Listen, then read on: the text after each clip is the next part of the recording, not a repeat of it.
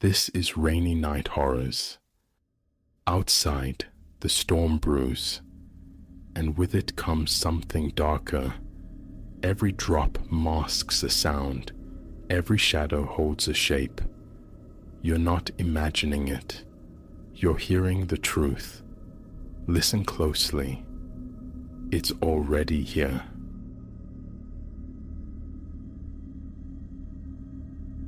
Even now, months dissolved into the past, my internal clock remains shattered, jolting me awake precisely 17 minutes past 2 each morning. That was the moment it first announced itself. 3 delicate pulsations against the glass of my second-story bedroom window. Consciousness arrives like a physical blow, heart already hammering against ribs before my eyes even register the dark. But perhaps recounting the night itself, the genesis of this dread, and the relentless echoes that followed, will illuminate why that room remains a sealed memory, a place I cannot return to. Mine was a solitary existence within a nondescript 2-story house nestled in suburban Connecticut's quietude. An utterly conventional colonial, its white siding stark against obsidian shutters, it offered no hint of peculiarity. My bedroom resided upstairs, its primary window framing a view of the backyard merging into the dense tree line beyond. A simple pane of glass I'd scarcely considered until the intrusion began. That particular night unfolded with textbook banality. Mindless television flickered until 11, the house settling around me with its familiar groans and sighs. Sleep claimed me swiftly, a detail etched sharp because it marked the last untroubled rest I would know. The tapping tore me from slumber instantly. 3 distinct impacts. Tap, tap, tap. Faint yet crystalline, like knuckles rapping gently, purposefully, on glass. I lay suspended in the blackness, rigid, grappling with the phantom echo. A dream. It returned. Tap, tap, tap.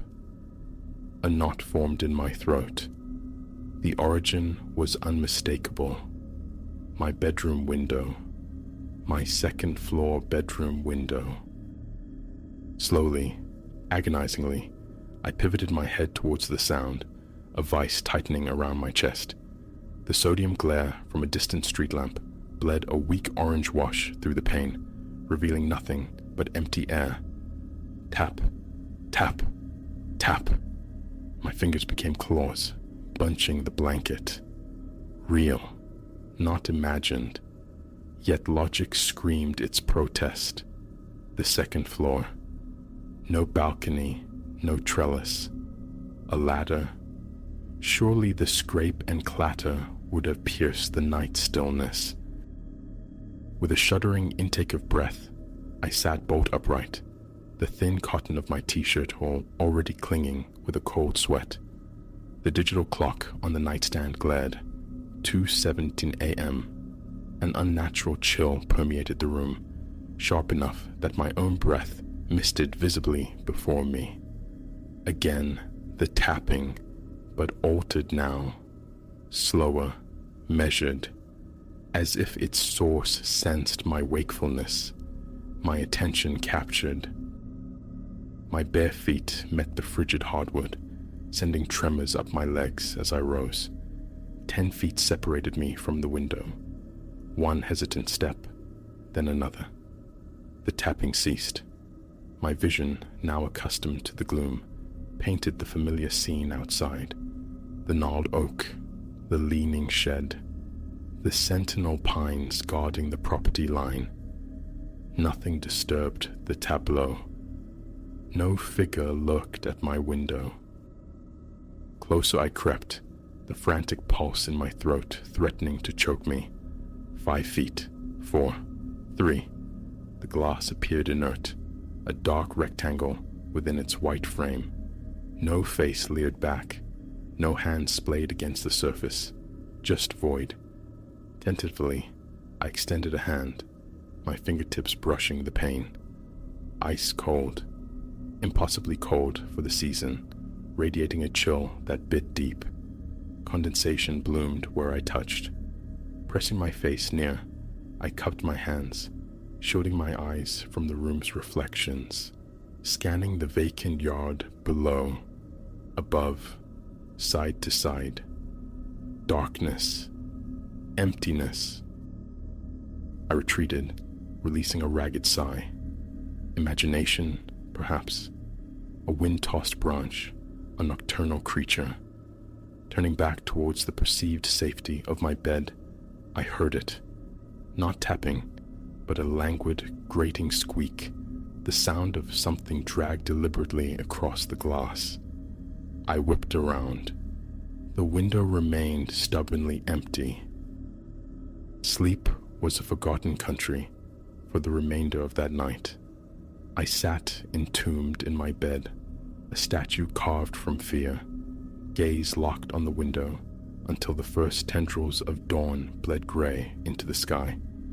As light infiltrated the room, dissolving the deepest shadows, a fragile sense of relief began to bloom. Whatever it was, real or hallucinated, the night had passed. Stiffly, joints protesting after hours of immobility, I rose and approached the window, chiding myself for the absurdity. In the clarity of morning, normalcy asserted itself.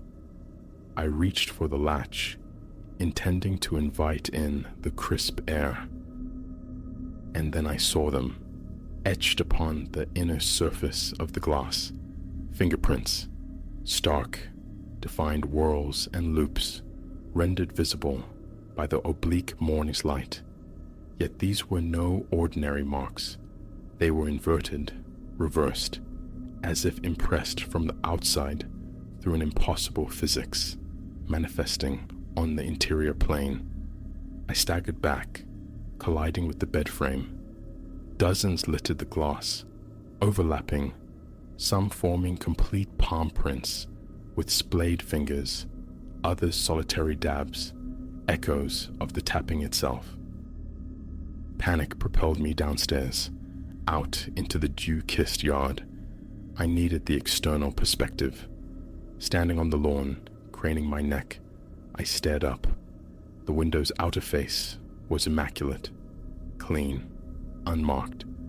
Back upstairs, a closer inspection confirmed the impossible. The prints resided definitively within the room. I touched one cautiously. It felt real, a faint residue of oil on the glass, yet subtly wrong.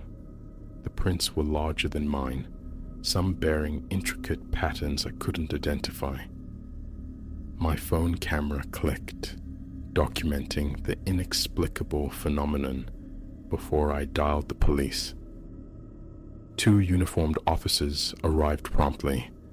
They absorbed my fragmented account with professional patience, examined the window, snapped their own photographs, scoured the yard for disturbed earth or ladder indentations. Nothing. Any chance someone was inside the house, one ventured gently. Left the prints from this side. I shook my head vehemently. Doors secured, windows latched, the silence of the house undisturbed, save for the tapping. They recorded my statement and departed, murmuring assurances of increased patrols, their skepticism a palpable thing. How could they believe? It defied reason. The rest of the day became a frantic ritual of cleaning, scrubbing at the glass, desperate to erase the alien signatures. Yet some resisted, faint but indelible, seeming almost fused with the material itself. That night, refuge was sought on the downstairs couch, but at 2:17 a.m., the sound returned. Tap, tap, tap, emanating now from the living room window. I lay paralyzed, listening as the tapping migrated window by window, tracing the house's perimeter on the ground floor. Reaching the front door, it fell silent. The ensuing void was more terrifying than the sound. I watched the doorknob, breath held captive. It remained still. No attempt at entry, but morning revealed a fresh constellation of reversed fingerprints coating the inside of every downstairs window, and even the interior surface of the front door. A locksmith fortified the house with new locks. Security cameras sprouted, covering every conceivable angle. Motion sensors guarded each window. A monitoring service was engaged, promising round-the-clock vigilance. It mattered not. Each night, punctual as a death knell, 2:17 a.m. brought the tapping, sometimes windows, sometimes doors. The cameras recorded only empty stillness. The sensors remained untripped, yet every dawn unveiled new fingerprints, blooming impossibly on the inside. The haunting became portable. Hotels offered no sanctuary. Regardless of the floor, the city, the room, 2:17 a.m. would arrive, heralded by the soft, insistent tapping, followed by the discovery of those mirrored prints upon the inner glass come morning. Consultations with doctors, psychological evaluations, sleep studies, all returned normal. They saw the prints. These were no phantoms of a troubled mind, but explanation remained elusive. One night, roughly a month into this relentless siege, a desperate resolve hardened within me. I would confront it. Seated in my original bedroom, I waited for the appointed hour. As the first tap sounded, I rose, walked directly to the window, and pressed my palm flat against the cold glass. Instantly, the tapping ceased. The pain beneath my hand plunged to an impossible, burning cold. I tried to recoil, but my hand was fixed, adhered. A pressure bloomed from the other side, mirroring my own touch, pressing back. Though nothing was visible beyond the glass, the sensation was undeniable. A hand, matching mine, applied force from the outside. The pressure intensified, threatening to buckle the window. Then came a new sensation, colder than ice, yet solid, like fingers intertwining with my own, passing through the glass as if it were mist. With a strangled cry, summoning every ounce of strength, I wrenched my hand free, tumbling backward onto the floor. My fingers were coated in a layer of frost. Seared into my palm was the perfect negative impression of another hand, a ghostly brand. The mark eventually faded, but the nocturnal ritual never ceased. It persists every night, 2:17 a.m., regardless of my location. The fingerprints faithfully reappear with the dawn. Survival has become adaptation. I inhabit the daylight hours now, reserving the nights for wakefulness. Sometimes the thought arises to press my hand again to the glass, to allow those frigid fingers to fully entwine, to let whatever resides beyond pull me through. Perhaps then, understanding would dawn, but the fear holds sway, and so I wait each night for 2:17 a.m., listening to the familiar rhythm, watching the impossible prints materialize anew on the inside of my windows.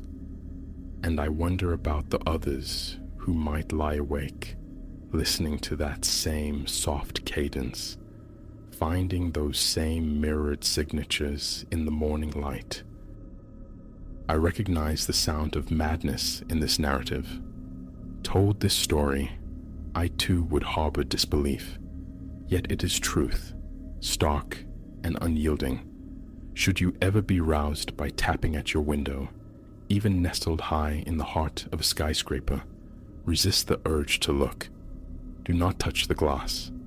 Pray that any marks found in the morning reside solely on the outside, because once they manifest within, they are eternal guests, and the entity that leaves them will return, night after night, patiently trying to draw you across the threshold into a place I dare not contemplate. I hear it now. The tapping begins. 2:17 a.m., precise as ever. Tonight, it finds me at my office window, 30 stories above the slumbering city. I will not look. I never look now. But I know, with chilling certainty, that morning will reveal fresh prints on the inner surface of the glass, reaching from whatever waits on the other side of our fragile barriers, waiting for the night I finally lose my resolve and reach back.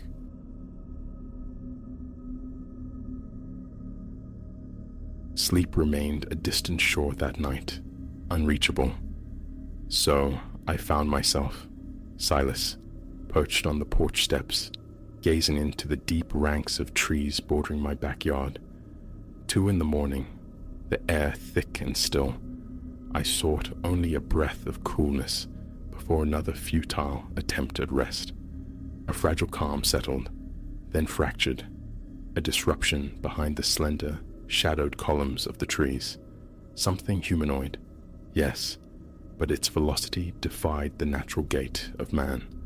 A sharp, cold jolt shot through my chest, my heart drumming a frantic rhythm against my ribs. Curiosity warred with self-preservation, yet an undeniable compulsion drew me forward, even as instinct screamed to bolt the door and feign ignorance. Mine is a modest dwelling, nestled within a respectable patch of land, embraced on 3 flanks by a sturdy timber fence, its rear guarded by a formidable brick rampart. The porch, elevated slightly, grants a commanding vista of this nocturnal theater. Restless nights often find me here, a silent observer.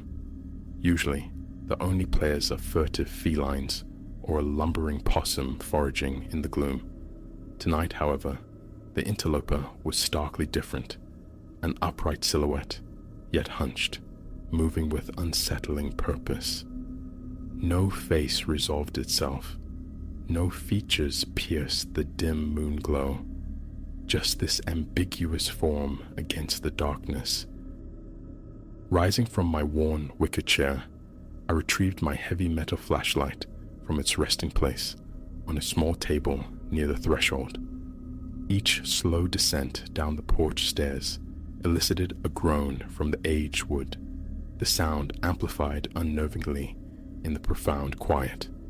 The air clung damp and heavy, slicking my palms against the flashlight's cool cylinder. I swept its beam across the lawn, a searching eye slicing through the night. Initially, it illuminated only familiar textures: dew-kissed grass, scattered twigs, the pale gleam of stones near the old, leaning shed. My own breathing, suddenly loud and ragged, filled my ears.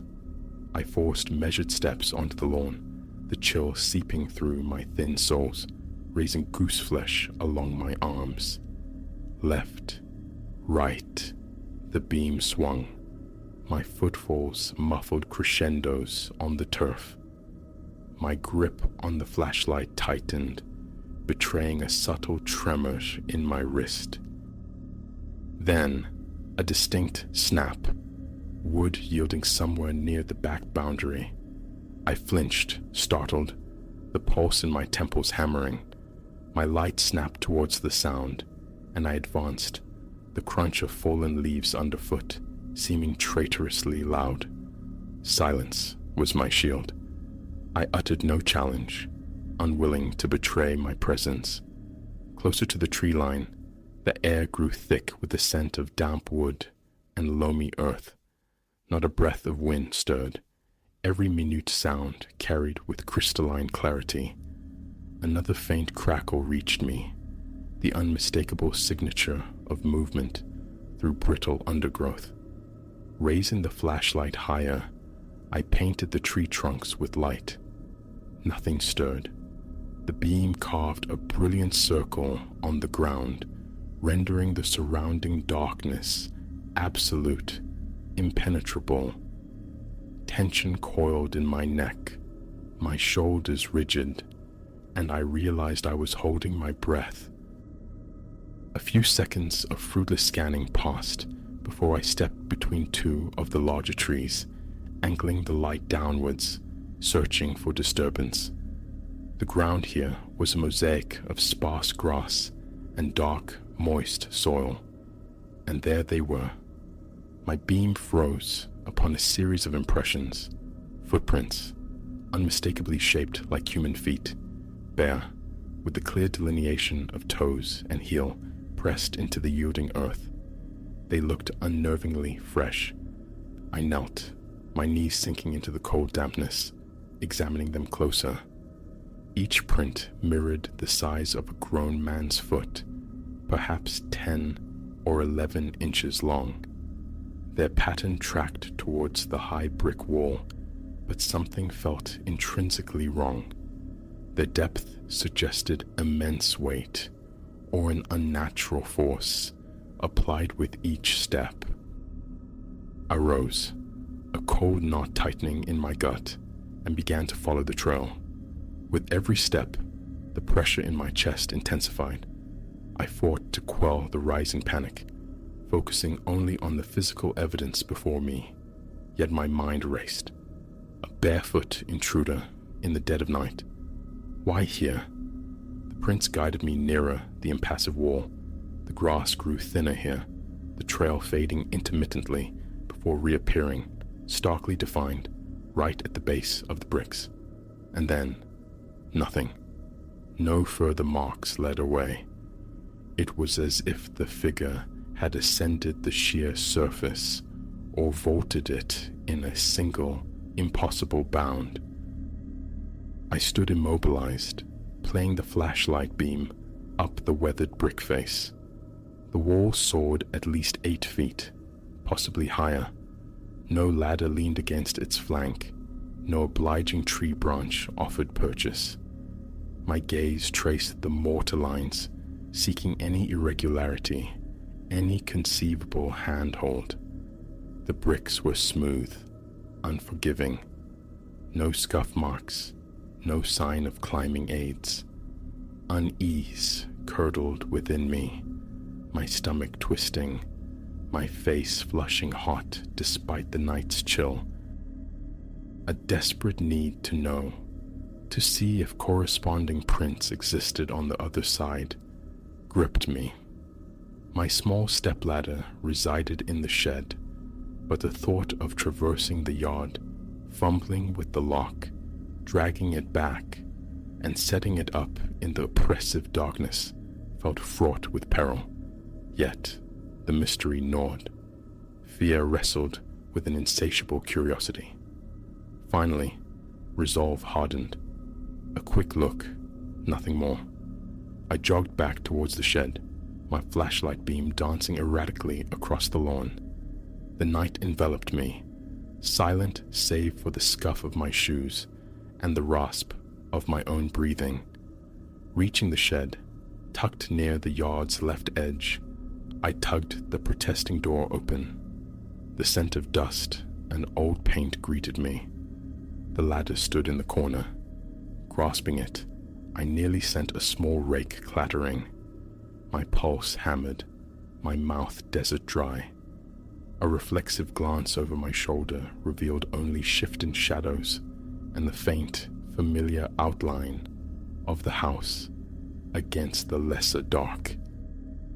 Carrying the ladder back towards the wall, I moved with exaggerated stealth. I leaned it against the bricks, testing its stability. It shifted slightly, but seemed capable of bearing my weight if I proceeded with caution. Placing the flashlight on the ground, angled upwards to illuminate the rungs, I began my ascent. My legs were taut, my hands gripping each step tightly. The metal groaned softly beneath me. As my head neared the crest, I clicked off the light, hoping the natural gloom, once my eyes adjusted, might prove more revealing. I peered over the precipice. Beyond lay a narrow strip of neglected land, abutting my neighbor's property, choked with tall grasses and dotted with indistinct piles of debris. No dwelling stood directly behind, just this untamed buffer leading towards a dense copse roughly 100 yards distant. The weak moonlight silvered the scene, revealing grass that appeared wholly undisturbed. No flattened patches, no scuffed earth suggestive of a landing. My arms began to tremble, a combination of nervous tension and the strain of balancing. To climb fully over felt reckless. If something lingered out there, confronting it alone in the dark was unthinkable. Carefully, I descended, planting my feet back on the familiar ground of my own yard, staring up at the impassive wall. The footprints on my side terminated with baffling abruptness, as though their maker had dissolved into the night air. The thought circled endlessly. How could anyone scale that height soundlessly, without leverage? How could they leap it without leaving a trace?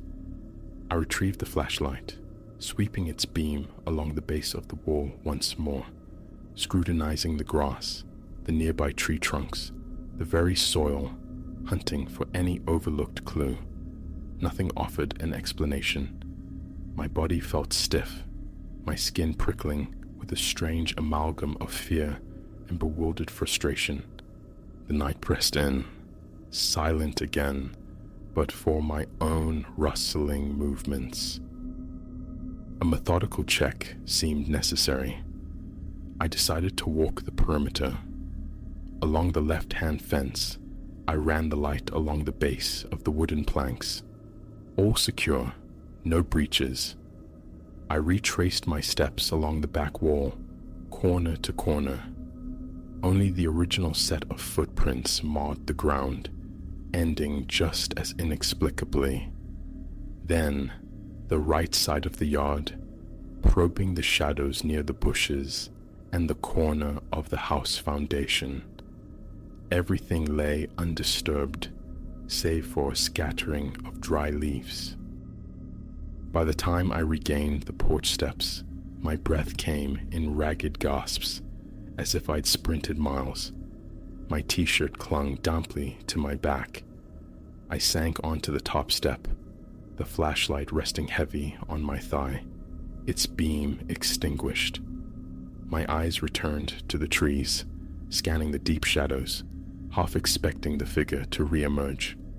I strained my ears for the slightest crunch of leaf, the faintest snap of twig. Silence reigned. For perhaps 15 minutes I sat there, a sentinel in my own besieged space.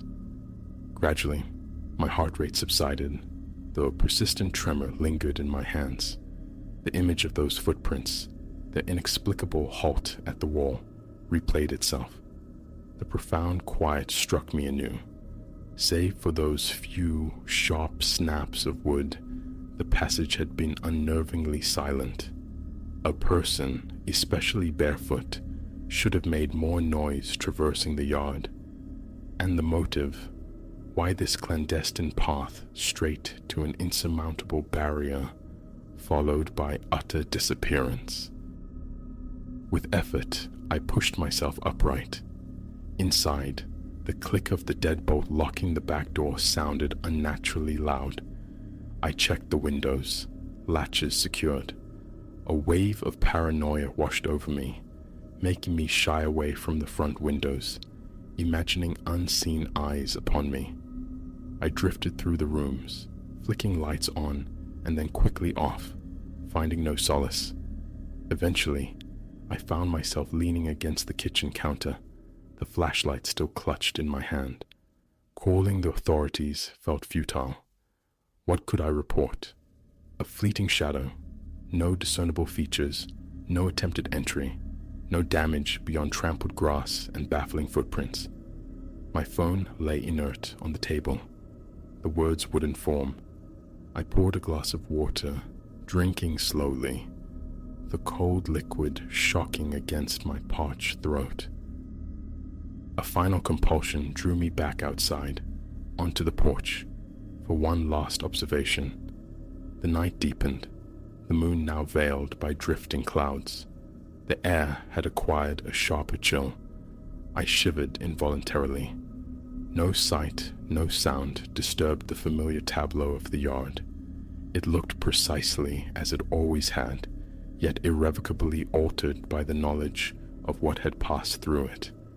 My gaze remained fixed on the tree line, anticipating, dreading, the return of that shadowy form. Nothing moved, not a leaf stirred. After several more minutes steeped in watchful silence, I retreated indoors. I locked the door securely and, breaking routine, left the porch light burning, a small, inadequate beacon against the unknown. Inside, I drew the living room blinds shut. A tightness constricted my chest. My jaw was clenched hard. I stretched, rolled my neck, attempting to dispel the clinging tension, but the profound sense of unease held fast. Sleep never came. I remained awake until the first tentative gray light began to dilute the eastern sky, pacing the confines of my house, periodically drawn back to the windows overlooking the yard. Those footprints were seared into my mind. Human, undeniably, yet their creator's exit defied logic. How could anyone scale that wall unaided? How could they move with such stealth, breaking only a few twigs, then vanish without echo or trace? Confusion and a primal fear warred within me, a disquieting sense that the laws of the ordinary had been momentarily suspended. Around 5:15, flashlight in hand, I ventured out a final time.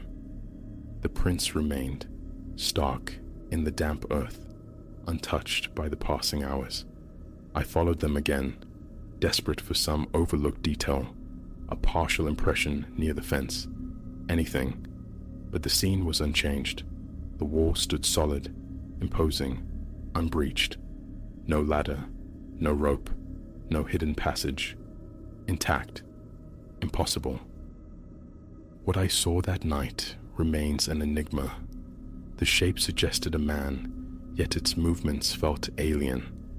The footprints were tangible evidence, yet their abrupt end at the impassive wall mocks explanation. That night fundamentally altered my perception of my own small sanctuary. The porch still calls to me sometimes, but the yard lights now blaze through the night, and a motion sensor stands guard near the trees, a fragile defense against a recurrence I cannot comprehend. No tidy explanation has ever surfaced, despite endless replaying of the events. There exists only the raw memory, the chill air, the yielding damp earth, the baffling prints, and the silent, solid wall. A residue of fear remains, a quickening pulse whenever the memory surfaces. Life continues, but I watch the shadows more closely now, forever scanning the edge of the light whenever I step onto the porch after dark.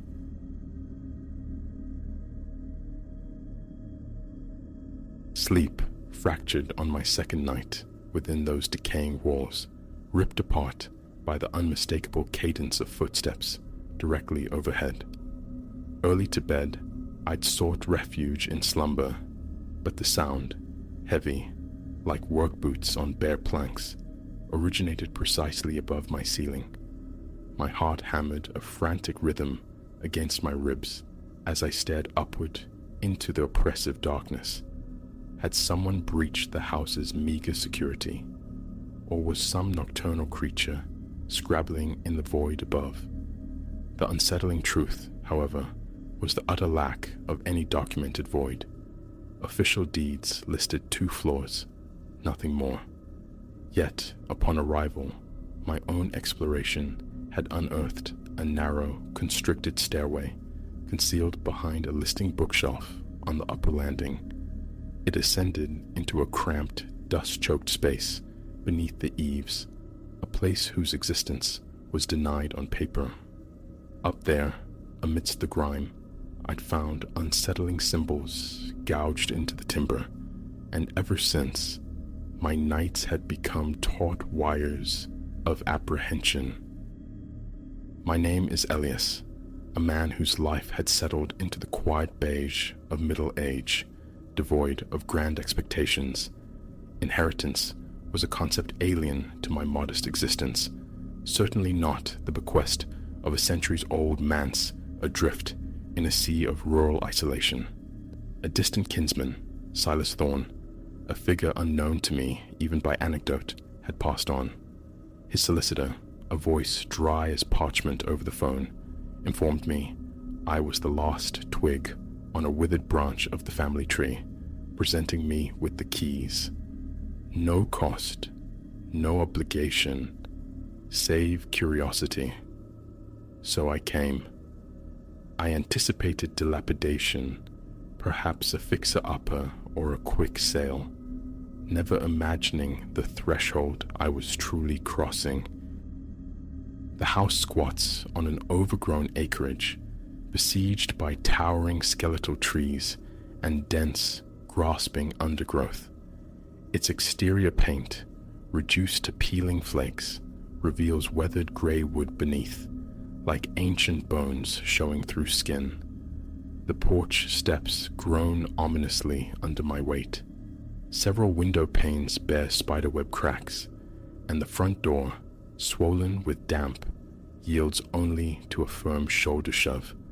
Stepping inside for the first time, I was met by an atmosphere thick with the aroma of mildew and venerable timber. Dust motes performed a slow ballet in the shafts of intrusive sunlight. Every footfall elicited a chorus of creaks from the protesting floorboards. The ground floor comprises a living room, haunted by a tattered sofa and a listing coffee table, a central hallway, a kitchen, and a small lavatory seemingly untouched since the Nixon administration. Dominating the living space is a tall grandfather clock, its pendulum stilled, its face frozen in time. Upstairs, 3 bedrooms flank another bathroom. 2 chambers stand vacant, echoing voids of bare floors and walls shedding paint like confetti. My chosen bedroom holds a large bed frame dominated by a profoundly sagging mattress, alongside a small, scarred dresser in the corner. My suitcase rests atop it, deposited on day 1, its contents largely undisturbed. The hidden ascent revealed itself on my 3rd day. Restlessly probing the 2nd floor hallway, I noted the tall bookshelf, recessed yet oddly disconnected from the wall. The wood paneling behind it seemed subtly different, hinting at a careful incision. A push confirmed my suspicion. The heavy unit slid aside, unveiling a narrow, almost hidden door. It stuck fast initially, resisting my pull before surrendering with a sharp crack, exposing a precipitous flight of stairs, disappearing into gloom. The air that rushed out was stale, heavy, laden with decades of settled dust that provoked an immediate cough as I cautiously climbed the wobbling treads. Upstairs, my small torch beam sliced through the darkness. The attic floor was rough-hewn planking, coated in a thick carpet of grime. A solitary, battered trunk occupied one corner. Nudging it open revealed only brittle, yellowed newspapers and the shards of a broken lamp. It was near this trunk that my light first caught them, Strange symbols carved directly into the floorboards, intricate circles interwoven with stark lines and unsettling, unfamiliar shapes. More emerged from behind thick cobwebs shrouding the low walls, their forms uneven, as if hastily scratched by a trembling hand. Running my fingers along the grooves, I felt a visceral wrongness, a chill snaking up my spine. The purpose of these sigils eluded me, but a palpable wave of unease washed over me. I retreated, pulling the hidden door shut, the silence of the house suddenly feeling heavier. That night, sleep became a skittish creature. The old house murmured its usual complaints, the settling groans, the sighing draughts, but beneath them lay a waiting stillness. I tossed, turned, the saggy mattress, a poor cradle. Around midnight, the first footfall sounded, slow, measured, undeniably above me. The fine hairs on my arms lifted. Flicking on the bedside lamp, I swung my legs out, straining to listen. The steps paced, circled, then abruptly ceased. My pulse thundered in my ears. Flashlight in hand, I padded into the hallway, standing directly beneath the concealed attic entrance, gazing up. Silence reigned. Imagination, I told myself sternly, nerves frayed by solitude and decay. After a long minute suspended in listening, I returned to the dubious comfort of my bed. But the nocturnal visitations persisted, night after relentless night. Footsteps dragged, shuffled, sometimes paced with maddening regularity, other times skittered frantically from one end of the confined space to the other, never lasting more than a few minutes, yet each occurrence tightened a knot of dread in my chest. I'd lie frozen, a statue carved from fear, waiting for the silence to reclaim the house. With dawn, the dwelling always felt hollow, placid. I clung to rational explanations. Settling timbers, a raccoon in the rafters. Yet deep down, I knew. The cadence wasn't animal. It was deliberate. One evening, the tension became unbearable. Ignoring it was no longer an option. I retrieved an old storm lantern from the living room, supplementing it with my heavy-duty flashlight, and waited for full dark. Extinguishing the second-floor lights, I positioned myself in the hallway near the hidden portal, a sentinel cloaked in shadow, listening. Around 11, a faint scraping noise whispered from above. My hand trembled slightly, tightening its grip on the lantern's handle. The scraping solidified into distinct, rhythmic footfalls. With a surge of adrenaline, I wrenched the attic door open and began the slow ascent, my eyes probing the Stygian corners ahead. The flashlight beam carved arcs through the swirling dust motes. No movement, yet the symbols etched into the wood seemed darker, starker, as if the lines had deepened overnight. I swept the light across the low walls. Nothing. Still, the sensation of being watched was immense, the very air pressing in, thick and expectant. My breathing grew shallow, my limbs leaden. Setting the lantern on the floorboards, its glow pushing back the shadows at the attic's edges, I scanned again. Utter stillness. Then a sharp tap sounded directly behind me. I spun, flashlight beam wobbling violently, nearly dropping it. A fleeting flicker, a shadow detaching itself near the far corner. My stomach clenched. "Who's there?" The words emerged as a ragged croak. Silence answered. The tapping ceased. My heart hammered against my ribs with painful intensity, a frantic drumbeat filling my ears. I stood rooted for another minute, sweat beading on my forehead, the oppressive presence undiminished. Finally convincing myself I was alone, I backed carefully down the steep stairs, refusing to turn my back on the unseen. I secured the door, slid the bookshelf into place, and retreated to my bedroom, locking the door. A futile gesture, I knew. The remainder of the night was a sleepless vigil, every creak a potential return. Morning found me attempting normalcy, throwing myself into cleaning.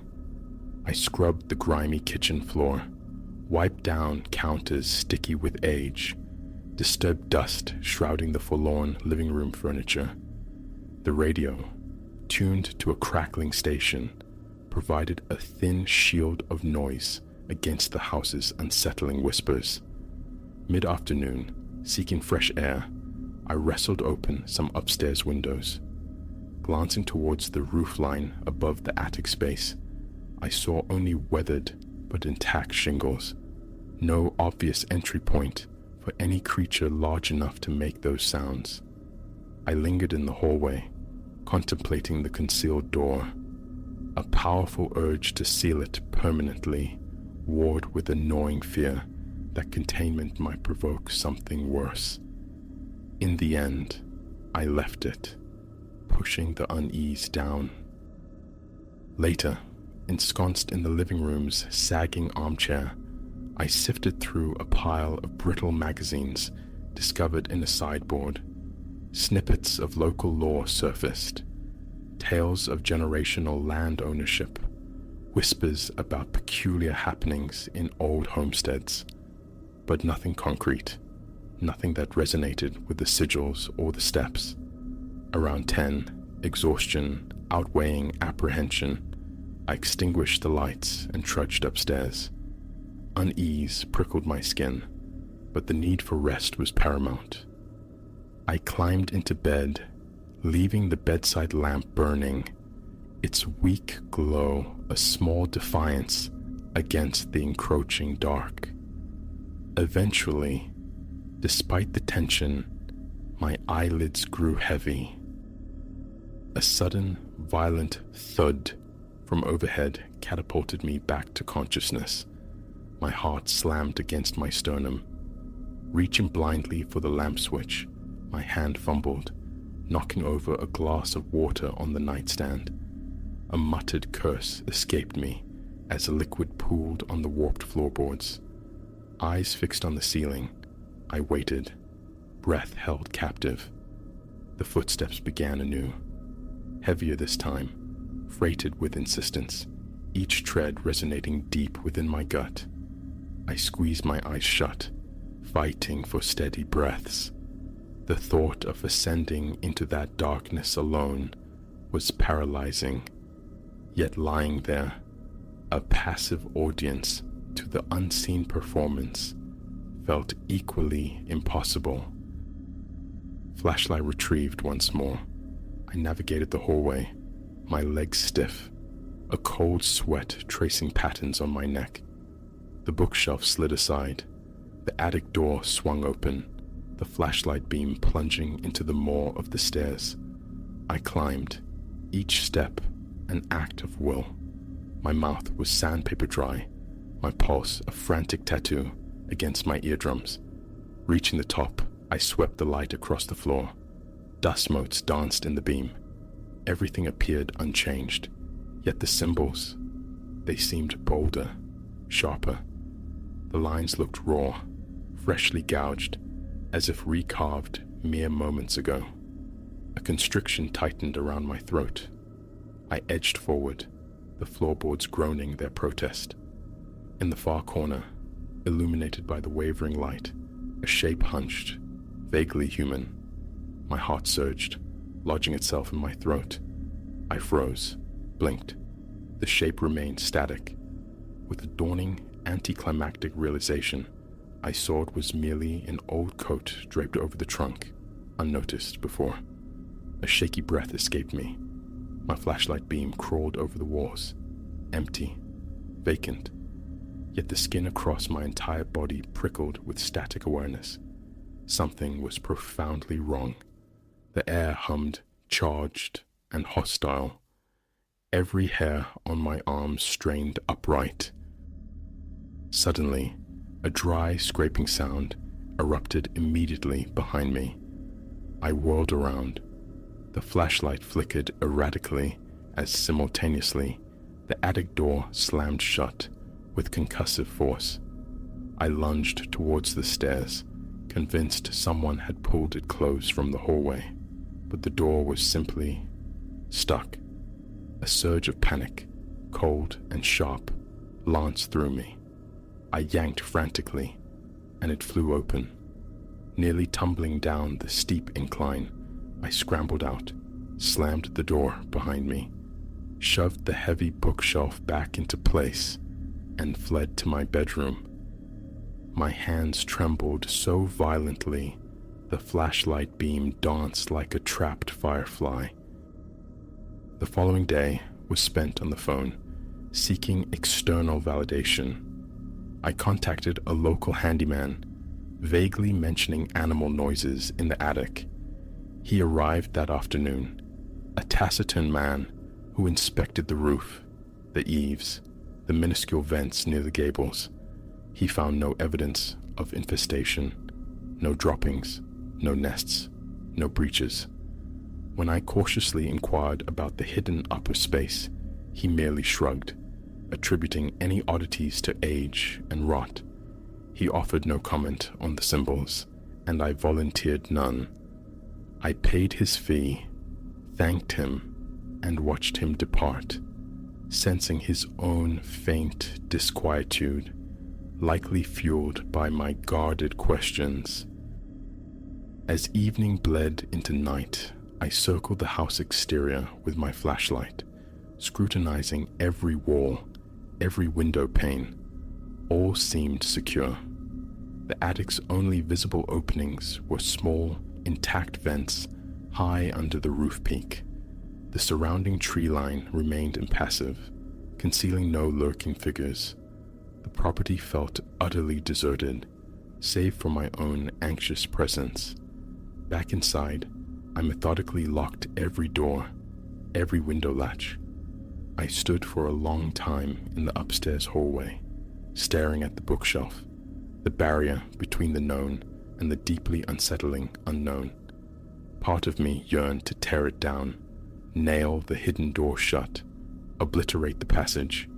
Yet a stubborn, fearful curiosity about the symbols persisted. Who carved them? Why? Night fell completely. I retreated to the bedroom, the familiar dread coiling in my stomach with each imagined footfall. The lamp remained lit, a talisman against the encroaching dark. Around midnight, the faintest creak echoed from above. I sat bolt upright, watching the weak light play across the textured wallpaper. Then, the steps began. Light, hesitant, almost tentative, like someone tiptoeing across the boards. My stomach clenched. Gripping the flashlight, I listened intently. The steps paused, then resumed, slower now, heavier, deliberate. Rising, I moved to the hallway, eyes fixed on the bookshelf. A thin, impossible line of light glowed around the edges of the hidden door. Impossible, because no light burned within the attic. Yet there it was, a faint, spectral luminescence. I swallowed against a suddenly dry throat, my palms slick with sweat. I took a hesitant step forward, then stopped, arrested by a primal instinct screaming retreat. As I watched, the glow winked out. The footsteps ceased, and then I heard it, or perhaps imagined it, a soft, sibilant sound, like quiet breathing, emanating from behind the wood. My entire body locked, rigid with tension. Drawing a shaky breath, I backed away, retreating to my room, closing the door, leaning my forehead against the cool wood. The frantic thrumming of my own pulse filled my ears. The realization struck with chilling certainty. Whatever resided in that attic knew I was there, and it did not approve. The thought sent icy tendrils across my scalp. A temporary exile seemed the only sane response. Morning saw me hastily packing essentials, loading the car, and driving towards the nearest town.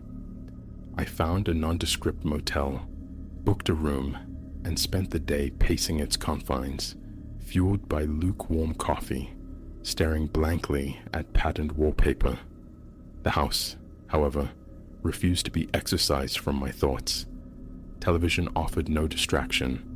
My mind persistently drifted back to the rhythmic footsteps, the cryptic sigils.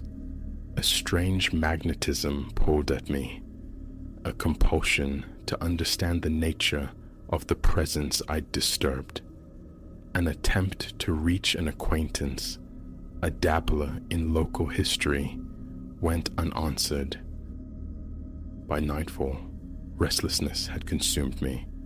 My hands had resumed their tremor. Sleep was an impossibility. Against all rational fear, the decision solidified. I had to return. Moonlight silvered the porch steps as I arrived back at the brooding structure. Inside, flashlight beam cutting the gloom, the living room stood silent, expectant. Upstairs, the familiar scent of dust and decay greeted me. The bookshelf stood sentinel, but a jolt went through me. The hidden door behind it was visibly ajar. A sliver of darkness beckoned. My heart leaped. I knew with absolute certainty I had secured it. Placing a hesitant hand on the bookshelf, I drew it aside. The door stood open perhaps an inch, a silent, unnerving invitation. Swallowing hard, feeling the arid scrape in my throat, I contemplated immediate flight, but the unanswered questions held me captive. I needed to know. Pushing the attic door fully open, I directed the flashlight beam up the precipitous stairs, its circle trembling with the unsteadiness of my hand. Each step upward was a deliberate, measured act, the old wood groaning beneath my weight. My pulse raced, a frantic bird trapped in my chest. I breathed shallowly through my mouth, avoiding the stale, cloying air.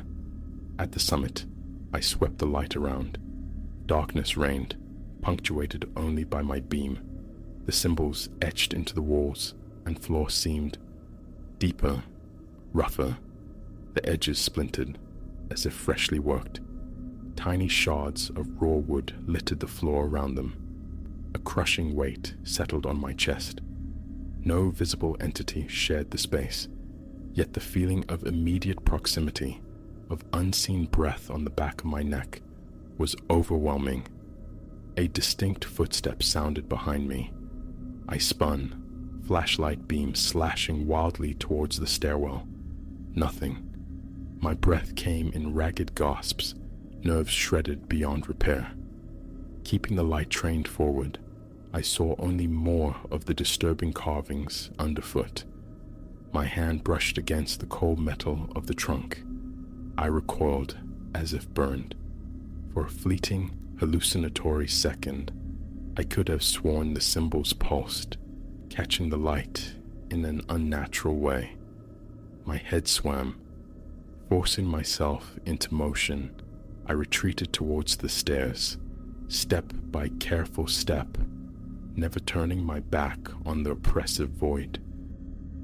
Reaching the landing, I slammed the door shut, the sound echoing unnaturally in the stillness, and shoved the bookshelf violently back into place.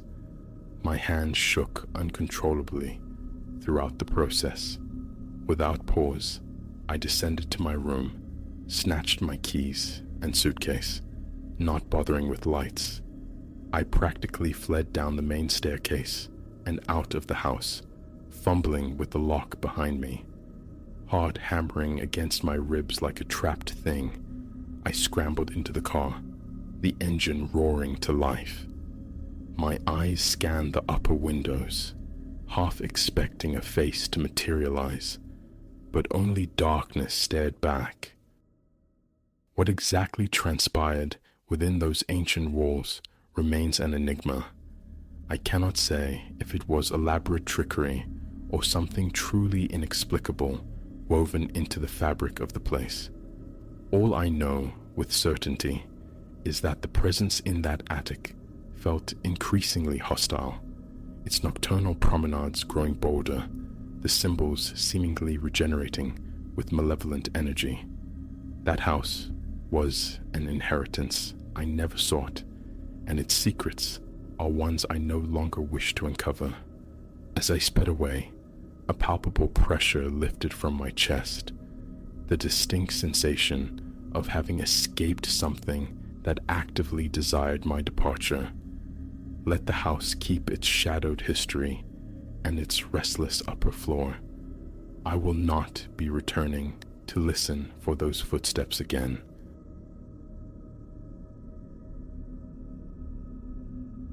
Past midnight's bleeding edge, and the heavens unleashed a cascading torrent, slicking the highway into an obsidian ribbon, vanishing into blindness.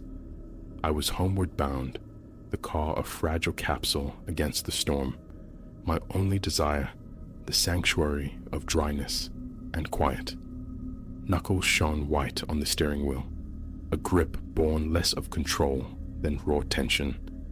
Visibility dissolved mere feet beyond the frantic arc of the wipers, their squeal a desperate rhythm against the deluge drumming the roof. Sporadic veins of lightning fractured the darkness, briefly illuminating a vast, waterlogged emptiness. Otherwise, only my headlamps probed the void, twin beams devoured by the infinite road. On such nights, every sound gains an edge. The percussive assault of rain, the wiper's frantic pulse, the engine's monotonous drone, a symphony of profound unease. Miles had unspooled beneath my tires, the storm stretching the journey into an endurance test, utterly alone. Until, abruptly, twin stars ignited in the rearview mirror, swelling rapidly from the murk. A fleeting sense of camaraderie, another soul braving the tempest, soured instantly into something disquieting. They latched onto my bumper, twin orbs burning too bright, too near, refusing the buffer of distance. My grip became a vice. Focus, I commanded myself. Focus on the treacherous asphalt ahead. Surely, they would overtake. They didn't pass. A gentle tap on the brakes, a silent plea for space. Ignored. If anything, the glare intensified, the gap shrinking fractionally. A cold knot formed low in my belly, tightening with each mile. Breathe. Just breathe. Lost in the aqueous nowhere, storm howling, a shadow clinging possessively to my tail. A profound wrongness saturated the air. I fed the engine more gas, urging the car forward into the liquid night. Instantly, the pursuing lights surged in lockstep, mirroring my acceleration. They remained tethered, an unwelcome satellite orbiting my fear. The road ahead, once merely empty, now felt like jaws waiting to close. Ahead, a derelict beacon flickered against the downpour, a gas station, skeletal and barely clinging to light. Sanctuary? Or a stage for something worse? It was the only landmark in miles. Indicator blinking, I eased off the highway's main artery. The shadow behind me mirrored the turn without hesitation. Ice bloomed in my veins. I swung under the sputtering halo of the station's single functioning lamp, the rain drumming louder on the metal canopy. They pulled in too, settling a few spaces down, close enough for discomfort, far enough for plausible deniability. Stay calm. Maybe they just needed fuel. A flimsy hope, easily shredded. Through the rain-streaked mirror, the car remained inert. Dark shapes within, two figures, motionless, oriented towards me. The air grew thick, heavy with unspoken intent. Engine idling, its thrum a frantic pulse against the storm's roar. I glanced at the dashboard. The fuel warning glowed insistently amber. Damnation. No choice. Wallet and phone secured deep in my pocket, I plunged into the frigid cascade, a gasp stolen by the wind. Head down, fumbling with the pump, my gaze flickered constantly towards them, drawn by a morbid magnetism. A sliver of darkness appeared as the passenger window lowered fractionally. Movement within, a phantom flicker, or my imagination painting dread onto the canvas of the unknown. My skin prickled. The sharp clunk of the nozzle shutting off was the starting gun. Back inside, cocooned but not safe, the click of the central locking felt like a pathetic shield. Shifting into drive, my own headlights momentarily speared the gloom, illuminating a figure unfolding itself from the passenger side of their car. Tall, cloaked in a dark hooded slicker that rendered his face a shadowed void beneath the dripping brim, and he was staring directly at me.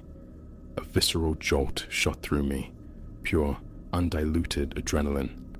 No hesitation. I wrenched the wheel, tires spitting gravel, accelerating back towards the highway's uncertain embrace, a silent prayer forming. Don't follow. Don't follow. Futile hope. A glance in the mirror confirmed it. The twin beams were back, burning brighter, closer, fused to my rear bumper like malevolent eyes. The question hammered against my skull. Why? What do they want? Panic clawed, urging recklessness. I pushed the accelerator deeper, velocity climbing far beyond sense on the slick tarmac. Tires momentarily lost purchase, a sickening hydroplane corrected by sheer reflex, my heart leaping into my throat. Yet they clung relentlessly, matching every desperate surge. A predator locked onto its quarry. The pressure in my chest intensified, a physical weight constricting my breath, my hands aching from their death grip on the wheel. Ahead, the faint outline of a rest area sign materialized through the watery veil. A desperate gambit formed. I veered off, plunging into the deeper shadows at the lot's far edge, extinguishing my lights, killing the engine. Holding my breath, I watched the pursuing glare sweep past on the highway, undeterred. A wave of dizzying relief washed over me, fragile and fleeting. Silence, save for the rain's incessant drumming. 1 minute, 2. Engine back to life, I eased cautiously onto the asphalt, scanning the darkness. Empty. Freedom? No. Scarcely a mile gained, and there they were again, erupting from the void behind me, closing the distance with predatory speed. My stomach plummeted. They hadn't lost me. They had simply waited, playing with me. Options evaporated like mist on a hot road.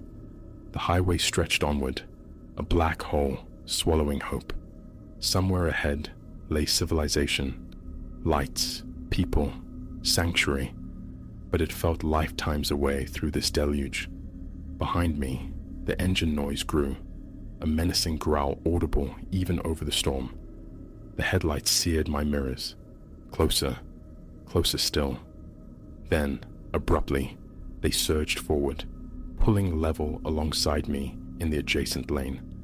Rain sluiced down the glass between us, distorting the view, but I saw a dark shape of the driver, face obscured by shadow, and the angle, head turned, fixing me with an unseen gaze.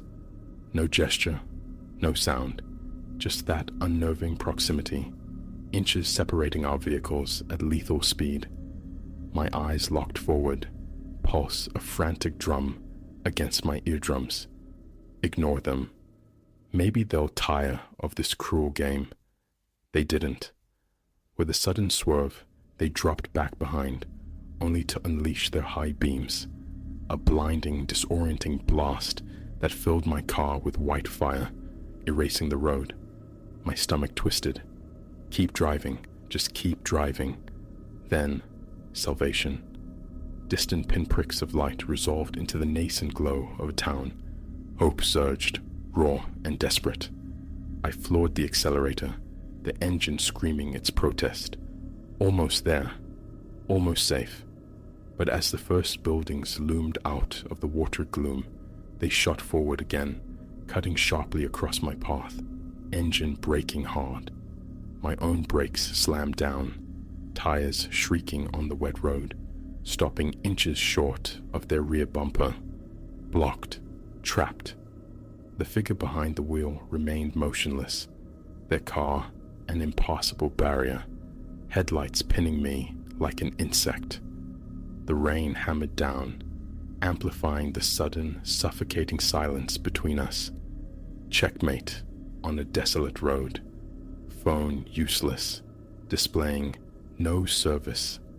Doors locked, nowhere to run.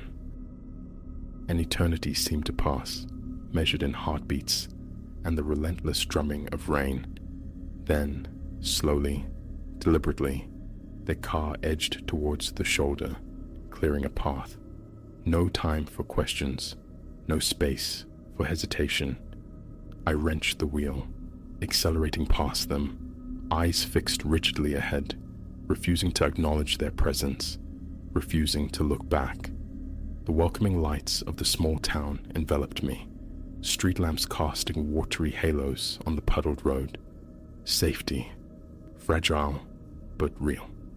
The knot in my chest began to loosen, breath returning in ragged gasps. Yet, compelled by a residual dread, a final glance into the rearview mirror.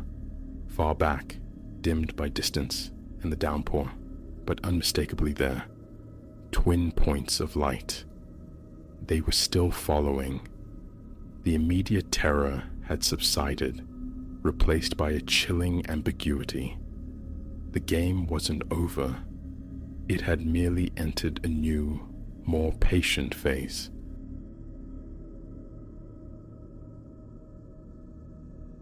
The anomaly revealed itself on a Tuesday, unremarkable otherwise. Mid-morning found me, Elias, navigating the labyrinthine quiet of the far stacks, my trolley laden with periodicals destined for archival oblivion. Familiarity coated everything, the scent of decaying paper, the hushed reverence, until my gaze fell earthward. Beneath my worn loafers, the linoleum tiles glared back, unnervingly blank. I halted, bent low. Stark overhead fluorescence poured down, yet the floor beneath me held no silhouette, no trace of my presence. Straightening, a prickle traced my nape. The towering shelves, too, stood starkly defined, devoid of the long, dark fingers they usually cast. Light clung to the book spines with a muted, flat quality. A chill, unrelated to the library's regulated temperature, slithered through me. I propelled the trolley forward, abandoning the aisle with undue haste, retreating to the circulation desk's relative normalcy. Checking the day's logs became a pretext, a shield against the absurdity I'd witnessed. Voicing it to my colleagues felt impossible, the words themselves seeming preposterous. Yet the image persisted, feet planted on bright tile, utterly shadowless. Later, compelled by a morbid curiosity that gnawed through my professional composure, I retraced my steps. The same phenomenon greeted me. No shadow bloomed where it ought to have. A curious lightness permeated my limbs this time, distinct from illness or vertigo. My breath seemed to escape me quicker, shallower. The omnipresent hum of the ceiling lights felt thinner here, a weakened frequency against the silence. My heart began a frantic drumming against my ribs. A viscid dampness slicked my palms. 10 seconds, perhaps 15, I stood anchored to that spot, a statue in defiance of physics, before a surge of panic sent me fleeing the aisle once more.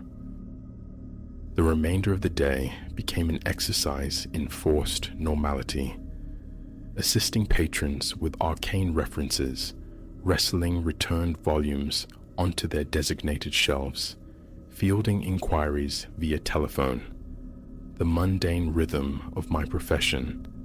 But behind the facade, my thoughts looped relentlessly back to the impossible moment, the floor unmarred by my form. This library, a venerable institution of stone and silence, sprawled in corridors and wings dedicated to forgotten lore. Brittle manuscripts, sepia-toned maps, reference tomes, thick with the dust of ages. Certain sections slumbered, rarely disturbed by living footfall. Whispers circulated, of course, spectral anecdotes of self-arranging books, capricious lights, phantom reverberations from the subterranean levels. I'd always dismissed them as occupational folklore, the byproduct of silence and solitude. My affection for this place, for the scent of aged vellum and the weight of quietude, was genuine. But the shadowless aisle felt different, tangible, undeniable. Dawn broke the next day with a resolution hardening within me. After clocking in, ensuring the front desk was momentarily secure, I navigated the main artery of the library towards the restricted zone, housing the most ancient acquisitions. At the threshold of that aisle, I hesitated. The fluorescent buzz seemed subtly amplified, catching motes of dust in its stark beams, making them dance like tiny spectral organisms. A tightness constricted my chest. I stepped across the invisible line. My eyes remained fixed on the floor, searching for the familiar dark shape that should trail my feet. Nothing. I waved my hands, raised them towards the towering shelves. Empty gestures against the uniform, shadowless luminescence that bathed the linoleum. The wood of the shelves themselves lacked the stark, defined darkness that should pool behind them. The light here was pervasive, anomalous. A difficult swallow scraped my throat. Cold perspiration beaded on my forehead. My purpose solidified. Find some marker, some explanation. Deeper into the aisle I ventured, scanning the spines, a lexicon of faded gilt and crumbling leather. A small, tarnished metal plaque affixed to one shelf snagged my attention. Time and neglect had obscured most of its inscription, leaving only ghostly suggestions of letters. My fingertip traced the rough, corroded surface, disturbing a fine shroud of dust. From that shelf, I drew a random volume, bound in bruised, dark leather. Its title was a faint impression, nearly illegible. With careful reverence, I eased it open. The pages, brittle and yellowed as old bone, bore script penned in an ink that defied recognition. The characters were sharp, angular, yet utterly alien, resisting classification within any linguistic framework I knew. A peculiar pressure began to build behind my eyes, an echo of strain despite the impossibility of comprehension. Nausea stirred low in my gut.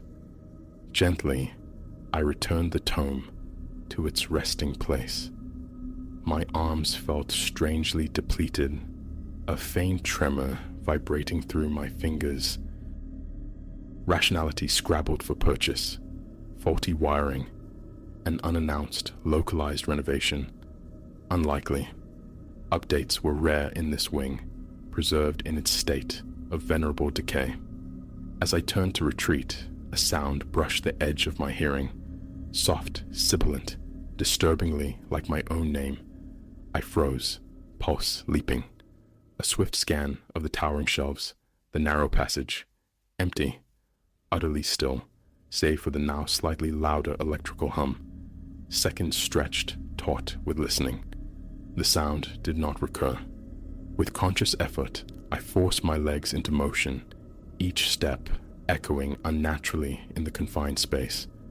My back felt exposed, vulnerable.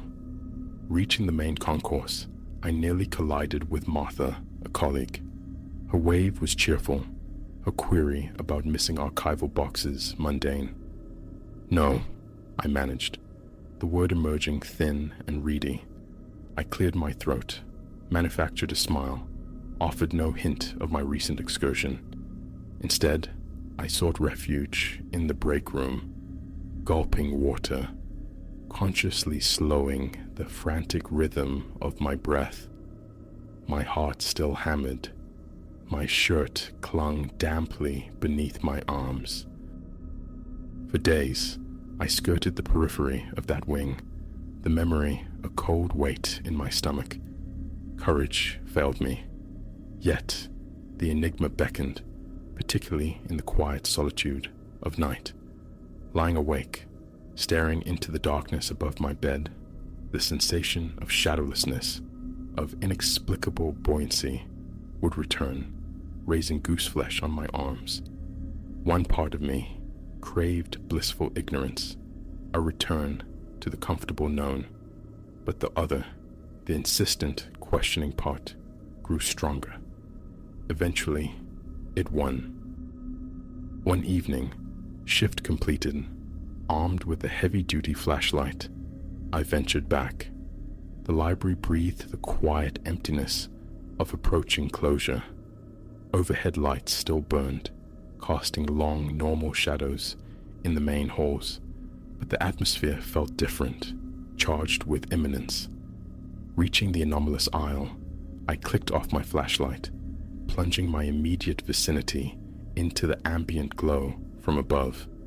Still, no shadow attended me.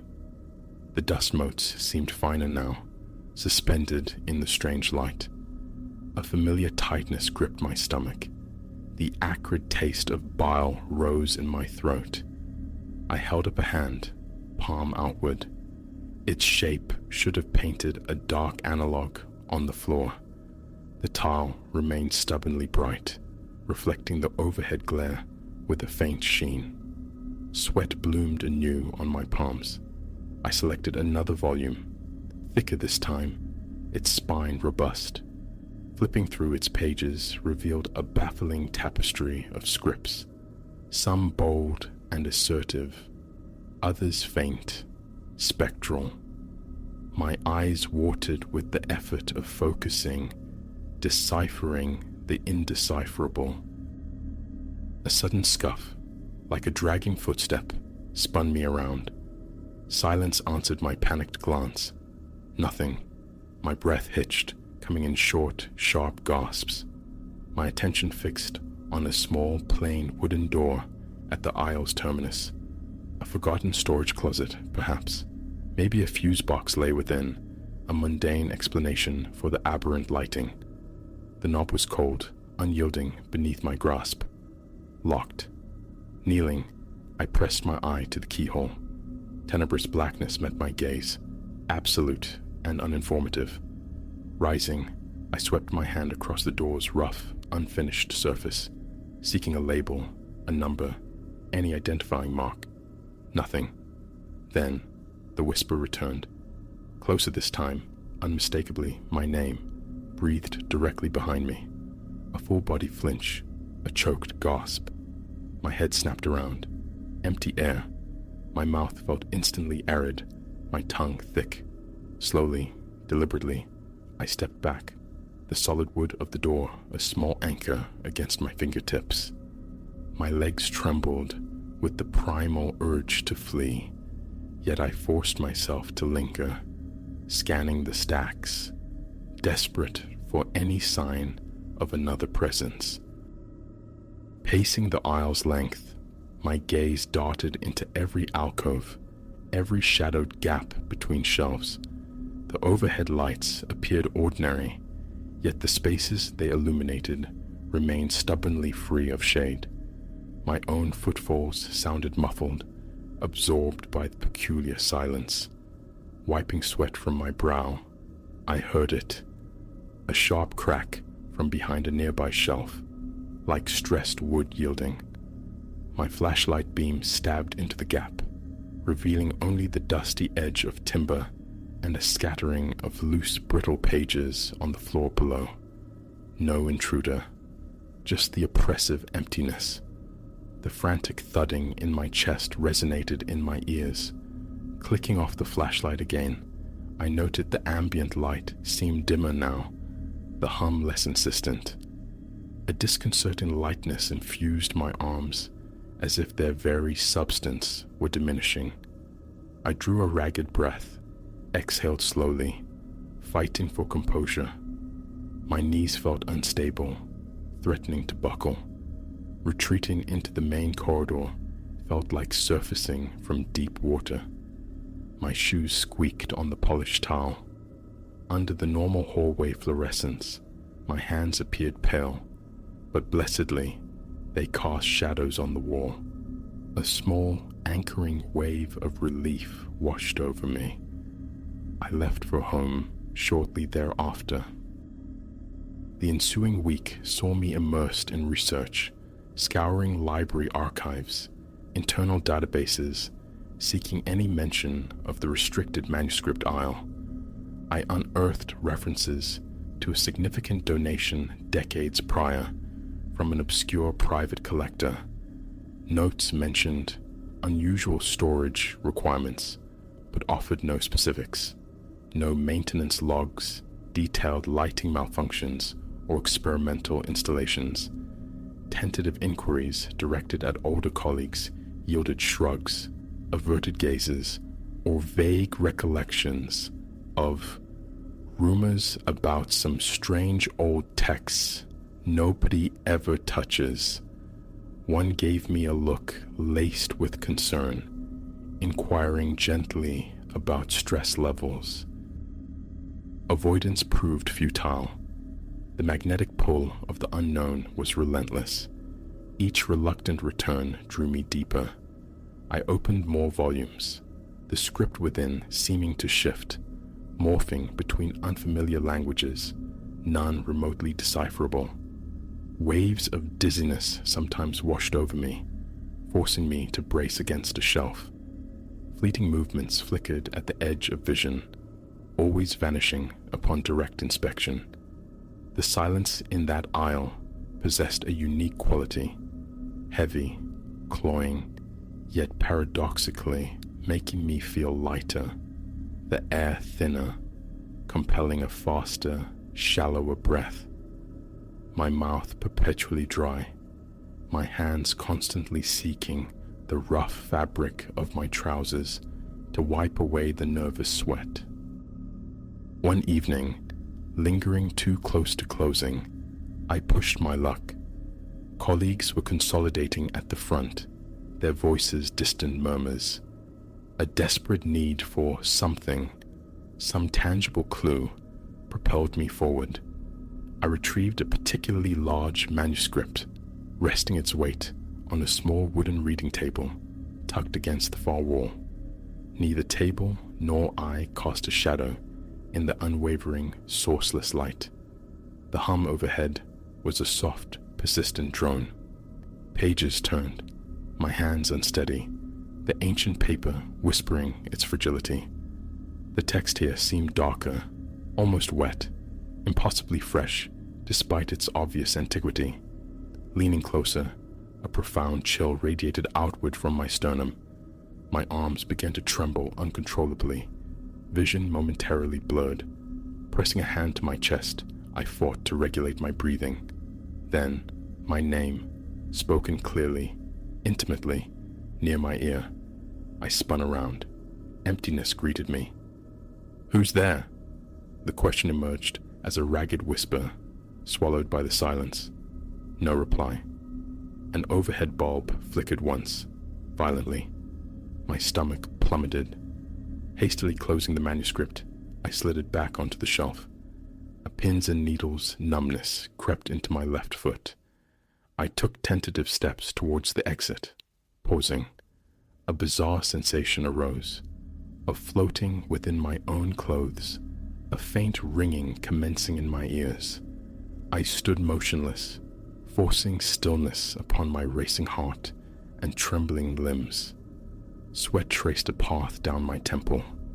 Step by deliberate step, I navigated towards the aisle's mouth, each footfall feeling precarious, the floor subtly swaying beneath me. The corridor beyond seemed unnaturally long, dim. Reaching the brighter expanse of the main hall, I looked down.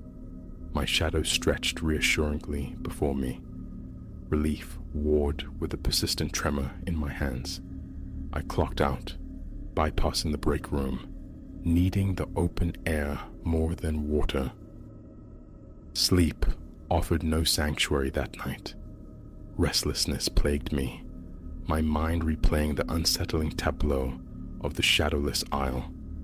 Around midnight, thirst drove me from bed. Standing in the quiet dark of my kitchen, a plan began to form. Perhaps there was a physical explanation after all. Something peculiar about the bulbs, the wiring, the very arrangement of the shelves. Tomorrow, I resolved, I would bring a camera, document the phenomenon. Arriving an hour before my shift, small digital camera clutched in my hand, I made straight for the aisle. Silence reigned, broken only by the low electrical thrum. I hit record, panning the lens across the floor, my feet, the shelves, capturing the stark, shadowless reality. On the small display screen, the light flared, washing out details. My own image appeared faint, blurred at the edges. My heart gave a painful lurch. I continued filming, breath held captive in my chest, eyes darting nervously into the periphery. After perhaps a minute, I paused the recording to review. A knot tightened in my chest. The footage abruptly ended after 15 seconds. The camera had simply shut down, despite a fully charged battery. I tried again. The same result. 15 seconds of recording, then darkness. The battery icon now flashed an angry red. A curse escaped my lips. I tapped the camera's casing sharply. Futile. The lens retracted with a soft whir. Frustration mingled with a rising tide of fear. Shoving the inert device into my pocket, I felt the dampness beneath my collar spread. Drawn back to the reading table, I opened one of the previously examined manuscripts.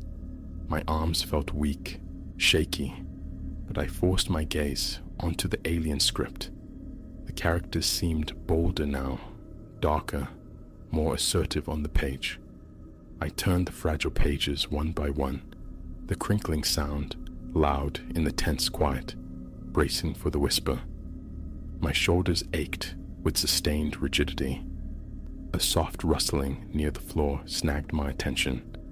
Looking down, I saw dust motes swirling in agitated spirals around my ankles, though no draft stirred the air. My heart hammered against my ribs. A sickening realization dawned. I was entangled, immersed too deeply in something beyond comprehension. A dull throbbing began behind my temples.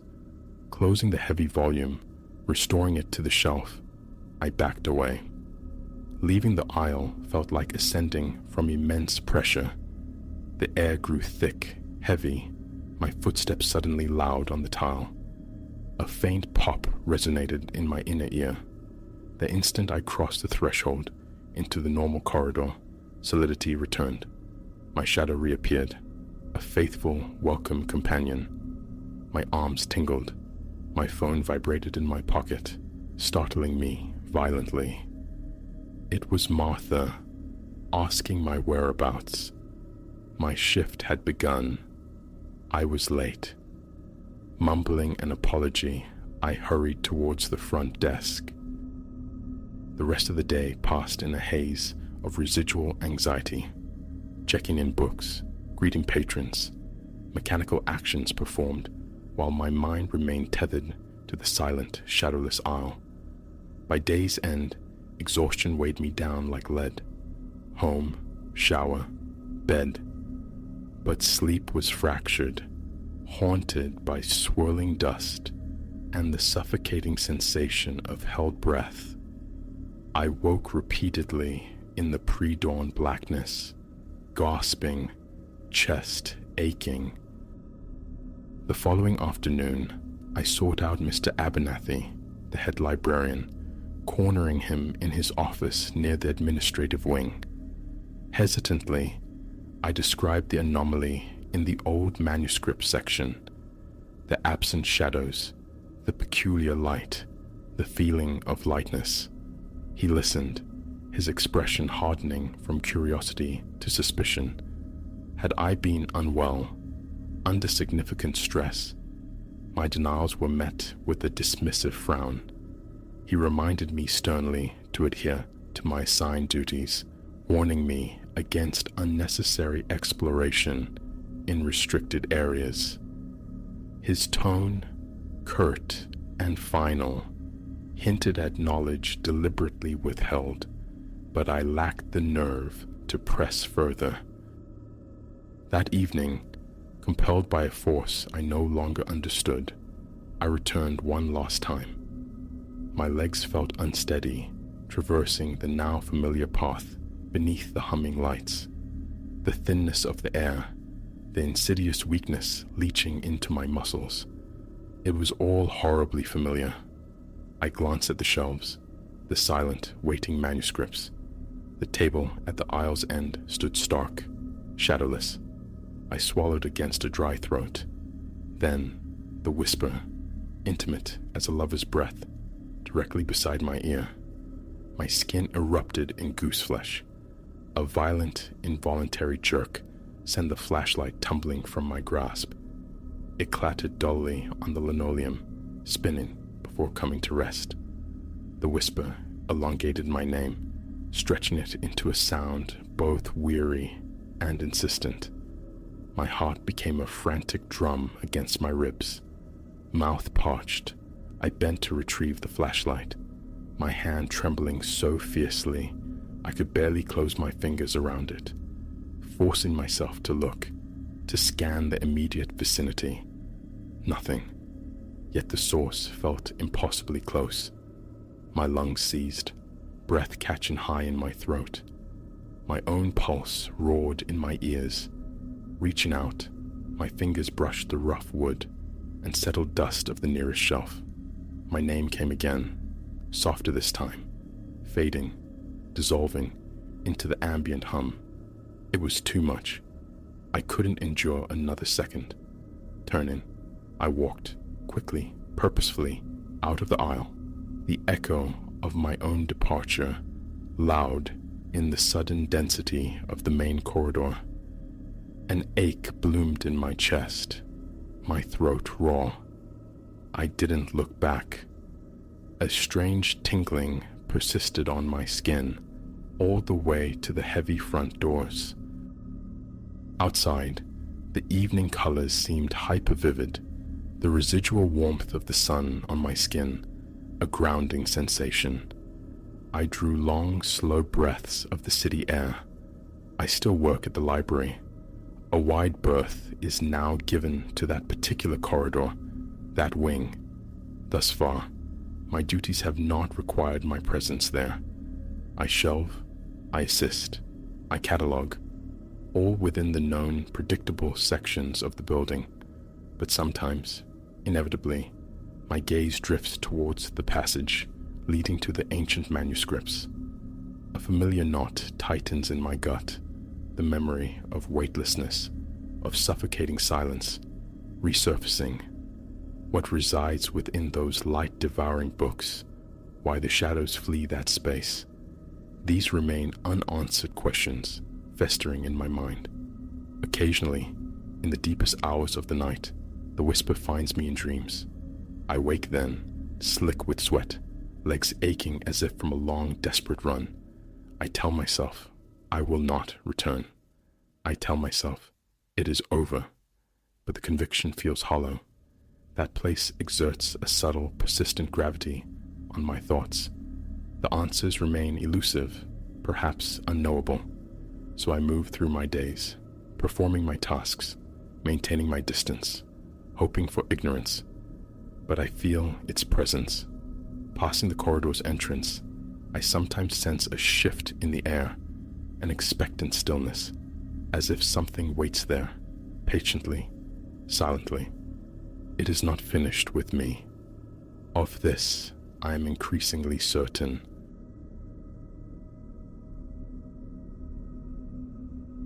Why certain sounds, adrift in the deep velvet of night, possess the power to seize the heart remains a mystery. Perhaps the mind, caught in the liminal space between slumber and wakefulness, is more susceptible. Or perhaps the encompassing darkness inherently sharpens the edges of peril. Regardless, the rapping that broke the stillness at Elias's door that night turned his blood to ice. No visitors were anticipated, least of all at the ungodly hour of 3 a.m. Out here, swallowed by wilderness, discovery itself seemed improbable. He'd secured this small, timbered refuge for the weekend, a deliberate flight from the city's ceaseless clamor and strain. It stood nestled deep within the woods, leagues from the nearest flicker of town life. No signal bars climbed his phone screen. No invisible tendrils of internet reached this far. Only an enveloping quietude. An idol, it had seemed, the perfect crucible for shedding the world's weight and returning renewed. The preceding day had unfolded just so. Hours were spent traversing leaf-strewn trails, the crisp autumn air a tonic, the percussion of his boots on the forest floor a satisfying rhythm. Sunset found him pleasantly weary. A modest fire crackled, supper was simple, and the evening dissolved into the pages of a novel, read by the lantern's soft, amber kiss. When Elias finally surrendered to his cot, the woodland silence folded around him, a comforting shroud devoid of engines or voices, textured only by the faint sibilance of leaves beyond the walls. But now, in the heart of night, that same profound silence felt charged, suffocating. He bolted upright in bed, his pulse a frantic drum against his ribs, straining to listen. The knock sounded again, soft, yet undeniably deliberate, a measured tapping against the front door's wood. His senses stretched, seeking explanation. Could it be the wind, wrestling with a loose branch, scraping it against the cabin? Implausible. The rhythm was too steady, too intentional. Someone, unmistakably, was knocking. A glance at the nightstand clock confirmed the spectral hour. 3:12 a.m. His thoughts churned. Who could possibly be navigating these woods now? He hadn't encountered another soul since arriving. No other dwellings punctuated the surrounding forest, and the path leading here was a tortuous dirt track, a route few would dare, especially cloaked in night. Again, the knock, slightly firmer this time, hinting at fraying patience. A knot tightened in Elias's stomach. He slid from the warmth of the bed, bare feet meeting the shock of coal floorboards. The door lacked a peephole, and heavy curtains veiled the windows, obscuring the porch entirely. He stood suspended in the gloom, wrestling with indecision. Could it be someone stranded, lost, desperately needing aid? Yet the logic faltered. Who wanders this deep, this late? His fingers closed around the heavy metal flashlight on the bedside table.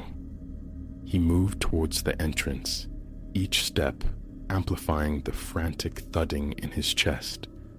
As he neared, the knocking ceased abruptly, plunging the cabin back into absolute stillness.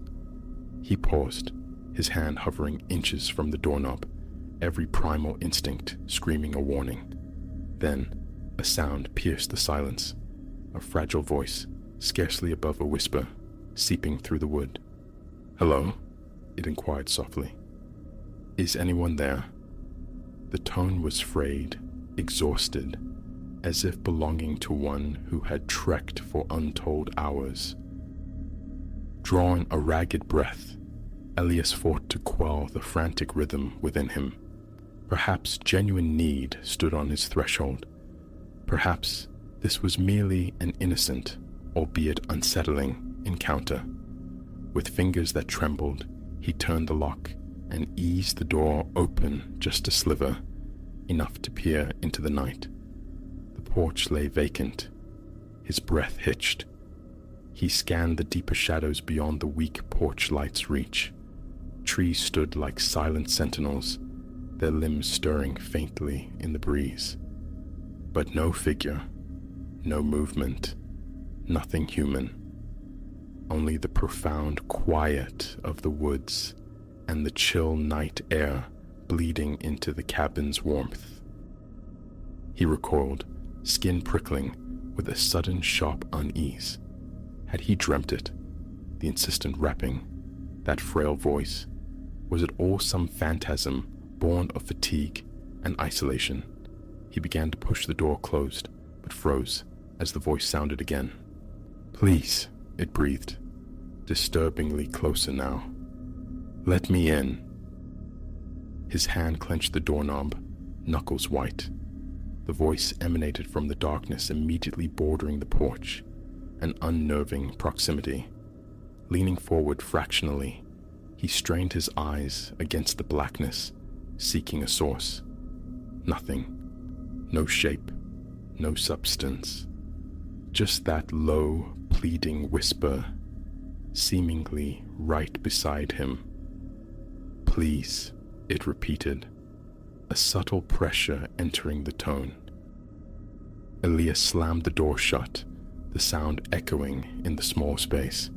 He threw the bolt, stumbling back, his mind struggling to grasp the impossible.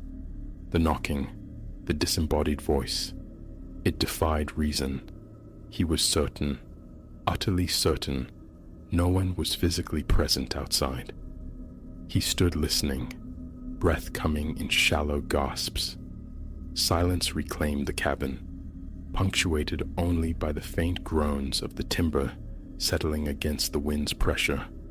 Retreating from the door, legs unsteady, he backed further into the room.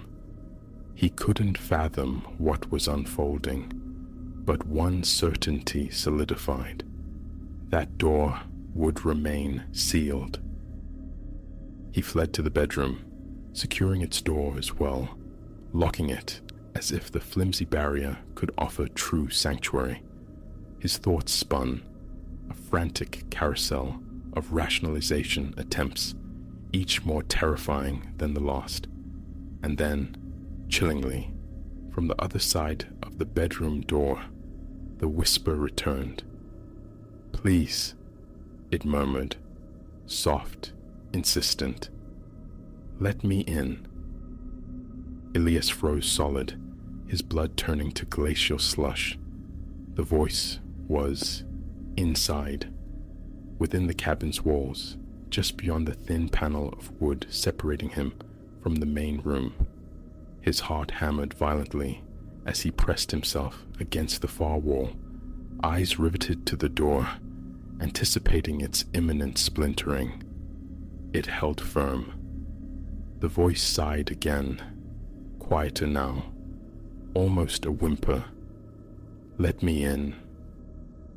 He yearned to scream, to lash out, to react in any way, but paralysis held him fast. thought itself fractured under the weight of terror and disbelief. How had it breached the outer door? What was it?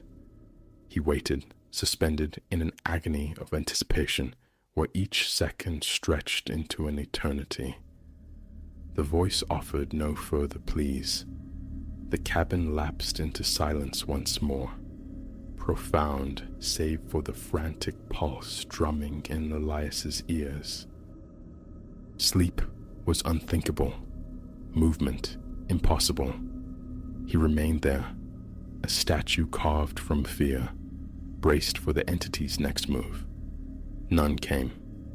When the first tentative fingers of dawn finally painted the edges of the curtains, a measure of breath returned to him.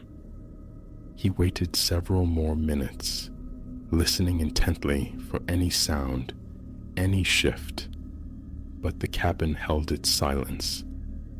The voice, whatever its nature, had vanished with the night. He gathered his belongings with feverish haste, the need to escape overwhelming. The woodland quiet now felt menacing, suffocating, the memory of that disembodied plea clinging to the very air. Locking the cabin door behind him felt like a futile gesture. He drove away with trembling hands gripping the wheel, pushing the car as fast as the winding track allowed. What rapped upon his door in the deepest hour of that night? What entity sought entrance with such desperate whispers? Elias still does not comprehend. But a chilling certainty remains. Should you ever hear that knock, that unexpected summons from the darkness, resist the urge to answer. Some thresholds are better left uncrossed, some invitations forever declined.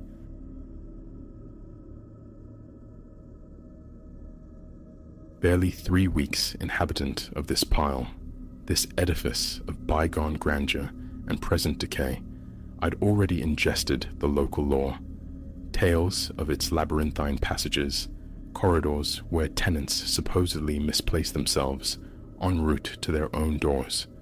Fantasies, I'd scoffed, hyperbole born of dim lighting and architectural eccentricity. Tonight, certainty wavers. Tonight, I've confronted an anomaly, a thing fundamentally misplaced, a portal of oxidized iron, brutally jammed into the juncture of walls in a hallway that seemed itself to materialize from the tired air. The hour is late, a profound stillness hangs heavy, and a primal caution screams against my presence here. Yet, I remain transfixed before this ferrous mouth, wrestling with the impulse to breach its silence. The building's peculiar geometry announced itself early, perhaps my second day navigating its depths. Hallways writhed, defying logical progression. Mastering the path from vestibule to my own apartment became an exercise in unwilling cartography. Walls shed their skin of leprous wallpaper at the corners. Floorboards underfoot issued groans like weary giants. The ceiling lights offered only an anemic glow, insufficient to banish the gloom pooling in the recesses. Stray unwary, and you'd find yourself facing a cul-de-sac, an abrupt negation of passage. Quaint, some called it, the charm of antiquity. Unsettling, I found it, particularly when returning under the cloak of night. Just hours ago, returning from a late grocery run, a familiar turning near the stairwell presented an alien aspect. The lights pulsed, a sickly flutter. An additional door materialized, or so my tired eyes insisted, before resolving into a mundane service closet I swore hadn't occupied that space moments before. A warning disregarded. Fatigue, I'd reasoned, the residue of the workday demanding rest. Never did I suspect it was merely a prelude, a subtle stage setting for the true deviation lurking just beyond perception. Restlessness, sharp and insistent, drove me from bed near midnight. The apartment air felt clotted, the silence too profound. Pressing inward, exploration beckoned. Clutching a small torch, I slipped out, leaving the overhead hall lights dormant for what I imagined would be a brief circuit. Past the groaning elevator cage, I went, veering right, then left, into a passage typically terminating at a locked storage chamber. But tonight, the corridor refused its usual conclusion. It stretched onward, impossibly elongated beyond the familiar storage door. The atmosphere thickened, acquiring weight, saturated with the scent of dust motes, ancient and disturbed wood. I pressed forward. Steps later, nestled on my right, loomed the iron door. Antiquity clung to it, evident in the bloom of reddish-brown corrosion framing its edges. No insignia, no number, no clue to the void it guarded. Inclining my head, I listened. A vacuum of sound met my ear. My fingers brushed the handle. It yielded with a protracted metallic shriek, a testament to hinges long undisturbed by movement. Swinging inward, the door revealed not a room, but a void, a spiral staircase, corkscrewing down into absolute darkness. My torch beam stabbed into the abyss, illuminating steps narrow and wrought from the same pitted iron. It evoked images of some forgotten factory cellar, though I resist embellishment. It simply appeared, precarious, worn, as if poised to surrender its integrity under duress. Yet paradoxically, it felt substantial enough to bear me. A frantic drummer took up residence in my chest. My palm grew slick against the torch casing.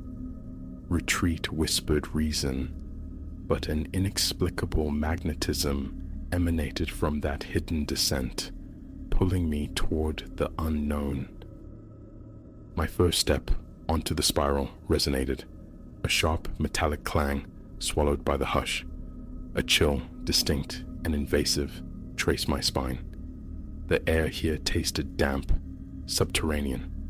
The small disk of light cast by my torch seemed pitifully inadequate against the encroaching dark. A glance over my shoulder confirmed the door remained ajar, a pale rectangle against the corridor's gloom. A fleeting urge arose to secure it open, but its weight seemed defiant. Scrabbling on the hallway floor, I found a shard of debris, perhaps a fractured doorstop, and wedged it imperfectly between the heavy door and its frame. A flimsy guarantee, yet I clung to the hope it might prevent my entombment. Then I descended further. Initially, I anticipated a boiler room, perhaps forgotten archives, moldering below, but the spiral persisted, winding inexorably downward.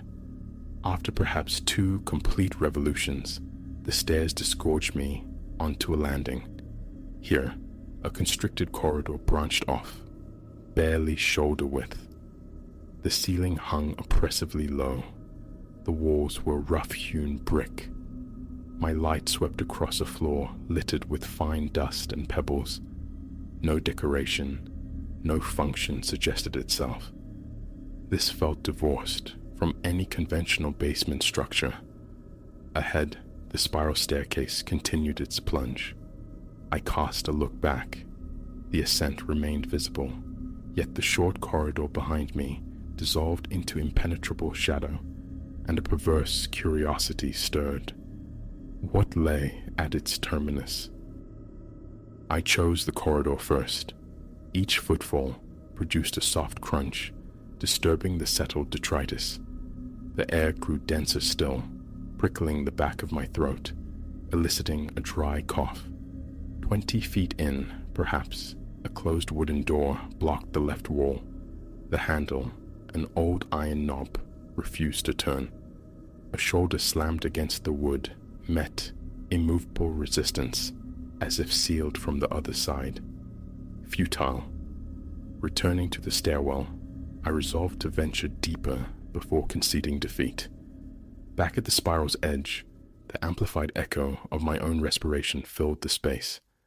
My pulse throbbed, a heavy beat against my eardrums.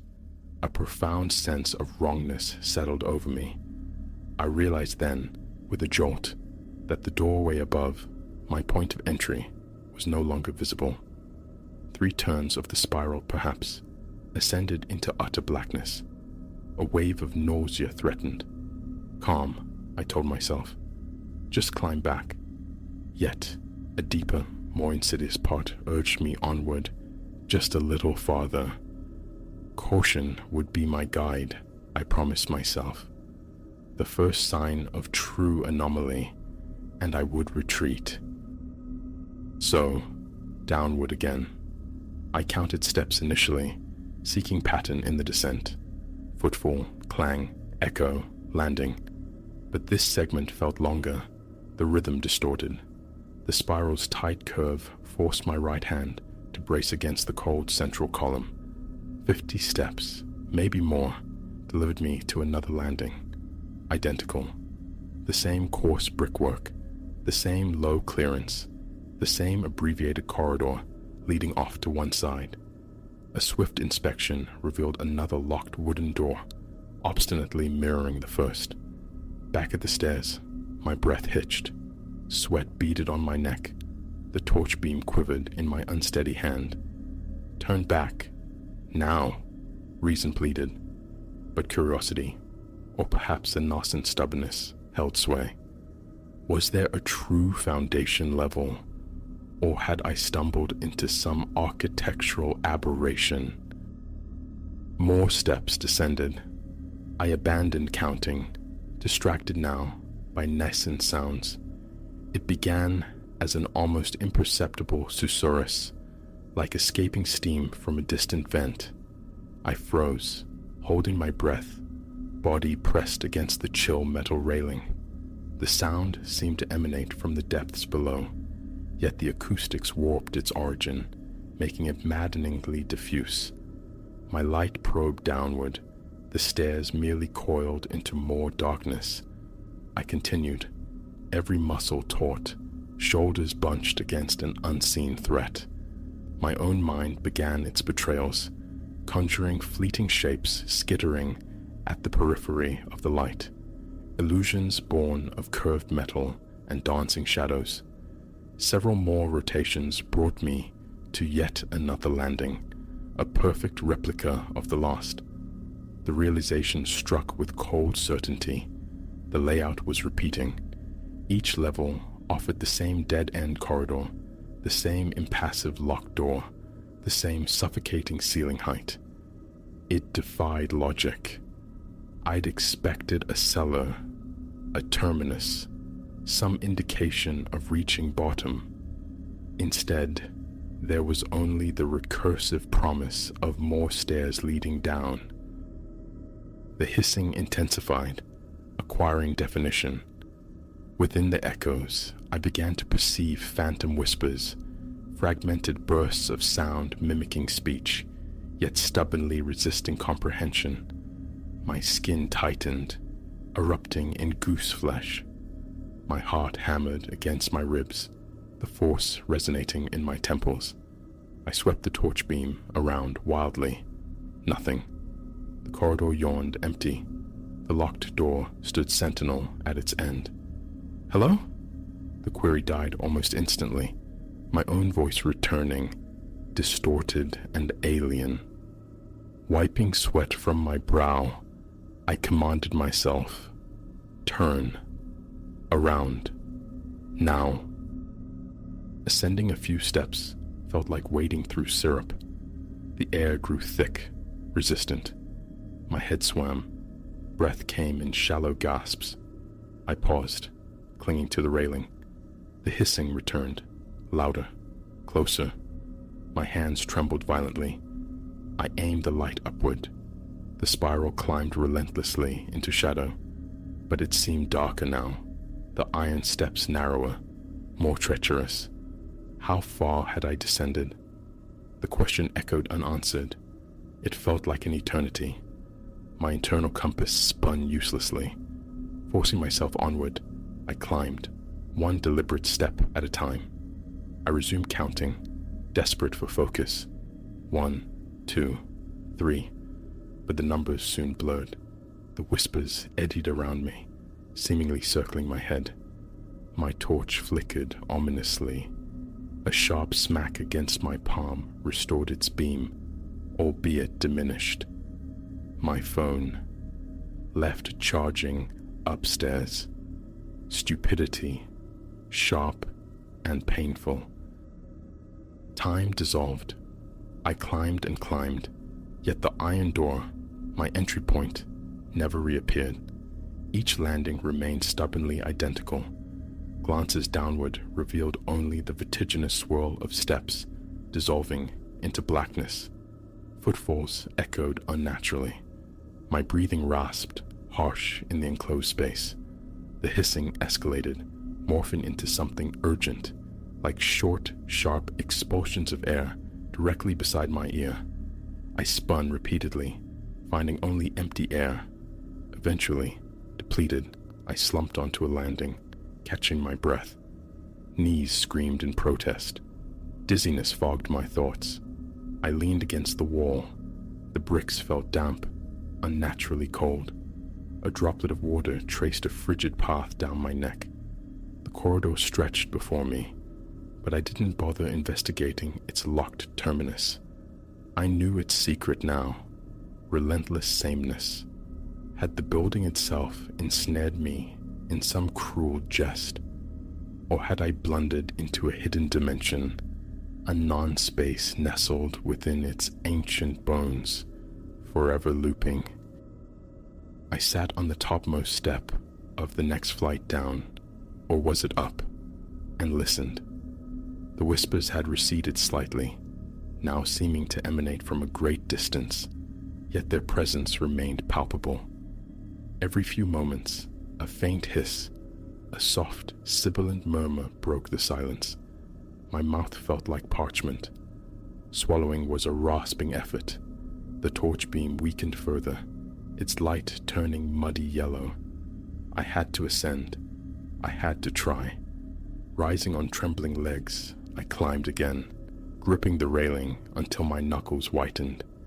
Every few steps, a frantic scan of my surroundings confirmed the crushing uniformity.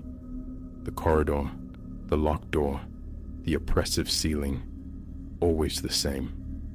Frustration boiled over. I kicked out violently at one of the impassive wooden doors. It remained steadfast. "Help!" The cry was swallowed by the space, returning as a hollow, mocking echo. A band tightened around my chest. Panic, cold and sharp, seized me. I fought for breath, but only short, ragged gasps answered. How long I persisted, I cannot say. At some juncture, all sense of direction evaporated. The incessant spiraling induced a nauseating vertigo. Had I reversed course unknowingly? Was I descending further instead of climbing out? The landings blurred into a single, recurring nightmare. My torch sputtered, died, then flared back to life after a desperate shake, its beam now a fragile, fading ember. My stomach churned. A burning ache settled deep in my shoulders. My shirt clung, sodden with cold sweat. Halting on another identical landing, I pressed my ear against the locked wooden door, straining for any sound. Voices, machinery, the gurgle of pipes, anything to anchor me to reality. A faint hiss answered, followed by a low, distant chuckle that could have been auditory hallucination. I recoiled, heart seizing. Stepping back from the door, I confronted the stairs once more, utterly unable to distinguish ascent from descent. My failing light painted identical paths of shadow and dim metal in both directions. Trapped. "This must end," I whispered. my voice fragile, unconvincing even to myself. Choosing a direction, upward, I hoped, I forced myself forward a few steps, then stopped. The hissing sound enveloped me, swirling, seeming to originate from all points simultaneously. My chest constricted. Numbness crept into my fingers. Above, below, the landings merged into an indistinguishable vortex of shadow. I resumed walking, directionless now, driven solely by the desperate need for egress, for any variation, any door that might yield. Surely the building had limits, a foundation, a roof. But the torch beam faltered, the circle of illumination shrinking, contracting inward. My feet moved mechanically, my lungs starved for air, each breath a painful, inadequate gasp. Hyperventilation blurred my vision. Calm down, calm down. Impossible. The darkness pressed closer. A few more faltering steps, and the light finally surrendered. Utter blackness consumed everything. My pulse became a deafening roar in my ears. Reaching out blindly, my hand found the cold, unforgiving metal of the central column. I moved by touch alone, testing each step with excruciating care before trusting it with my weight. Tears welled, hot against my cold skin, but I scrubbed them away. How could this be real? The question spiraled with the stairs, unanswered. Yet I walked, one slow, deliberate step after another, clinging to the fading hope of spotting a glimmer of light, finding a threshold that led back to the world I knew. Hours, perhaps? Time has lost all meaning. My throat is raw from inhaling this dead, stagnant air. Muscles scream with fatigue. Sometimes I pause, straining my ears against the profound silence, only to be met by the ragged sound of my own breathing and the ubiquitous, soft, sibilant whispers. They never cease. They coil around me in the dark, waxing and waning like a tide of unseen malice. I murmur reassurances to myself. Stay calm. Keep moving. But the words sound pitifully small, swallowed by the immensity of this place. I'm on another landing now. The walls radiate a damp chill, sightless. My torch, a useless weight. My phone, an unreachable lifeline. Alone, adrift in echoes.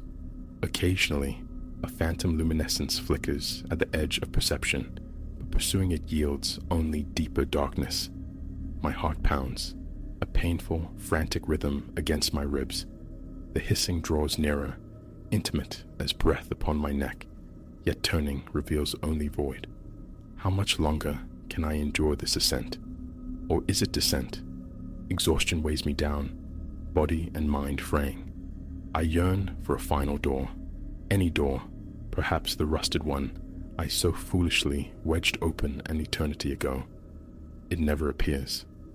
I am caught, perhaps forever, in this helical prison, this architectural Mobius strip, with only the whispering darkness for company.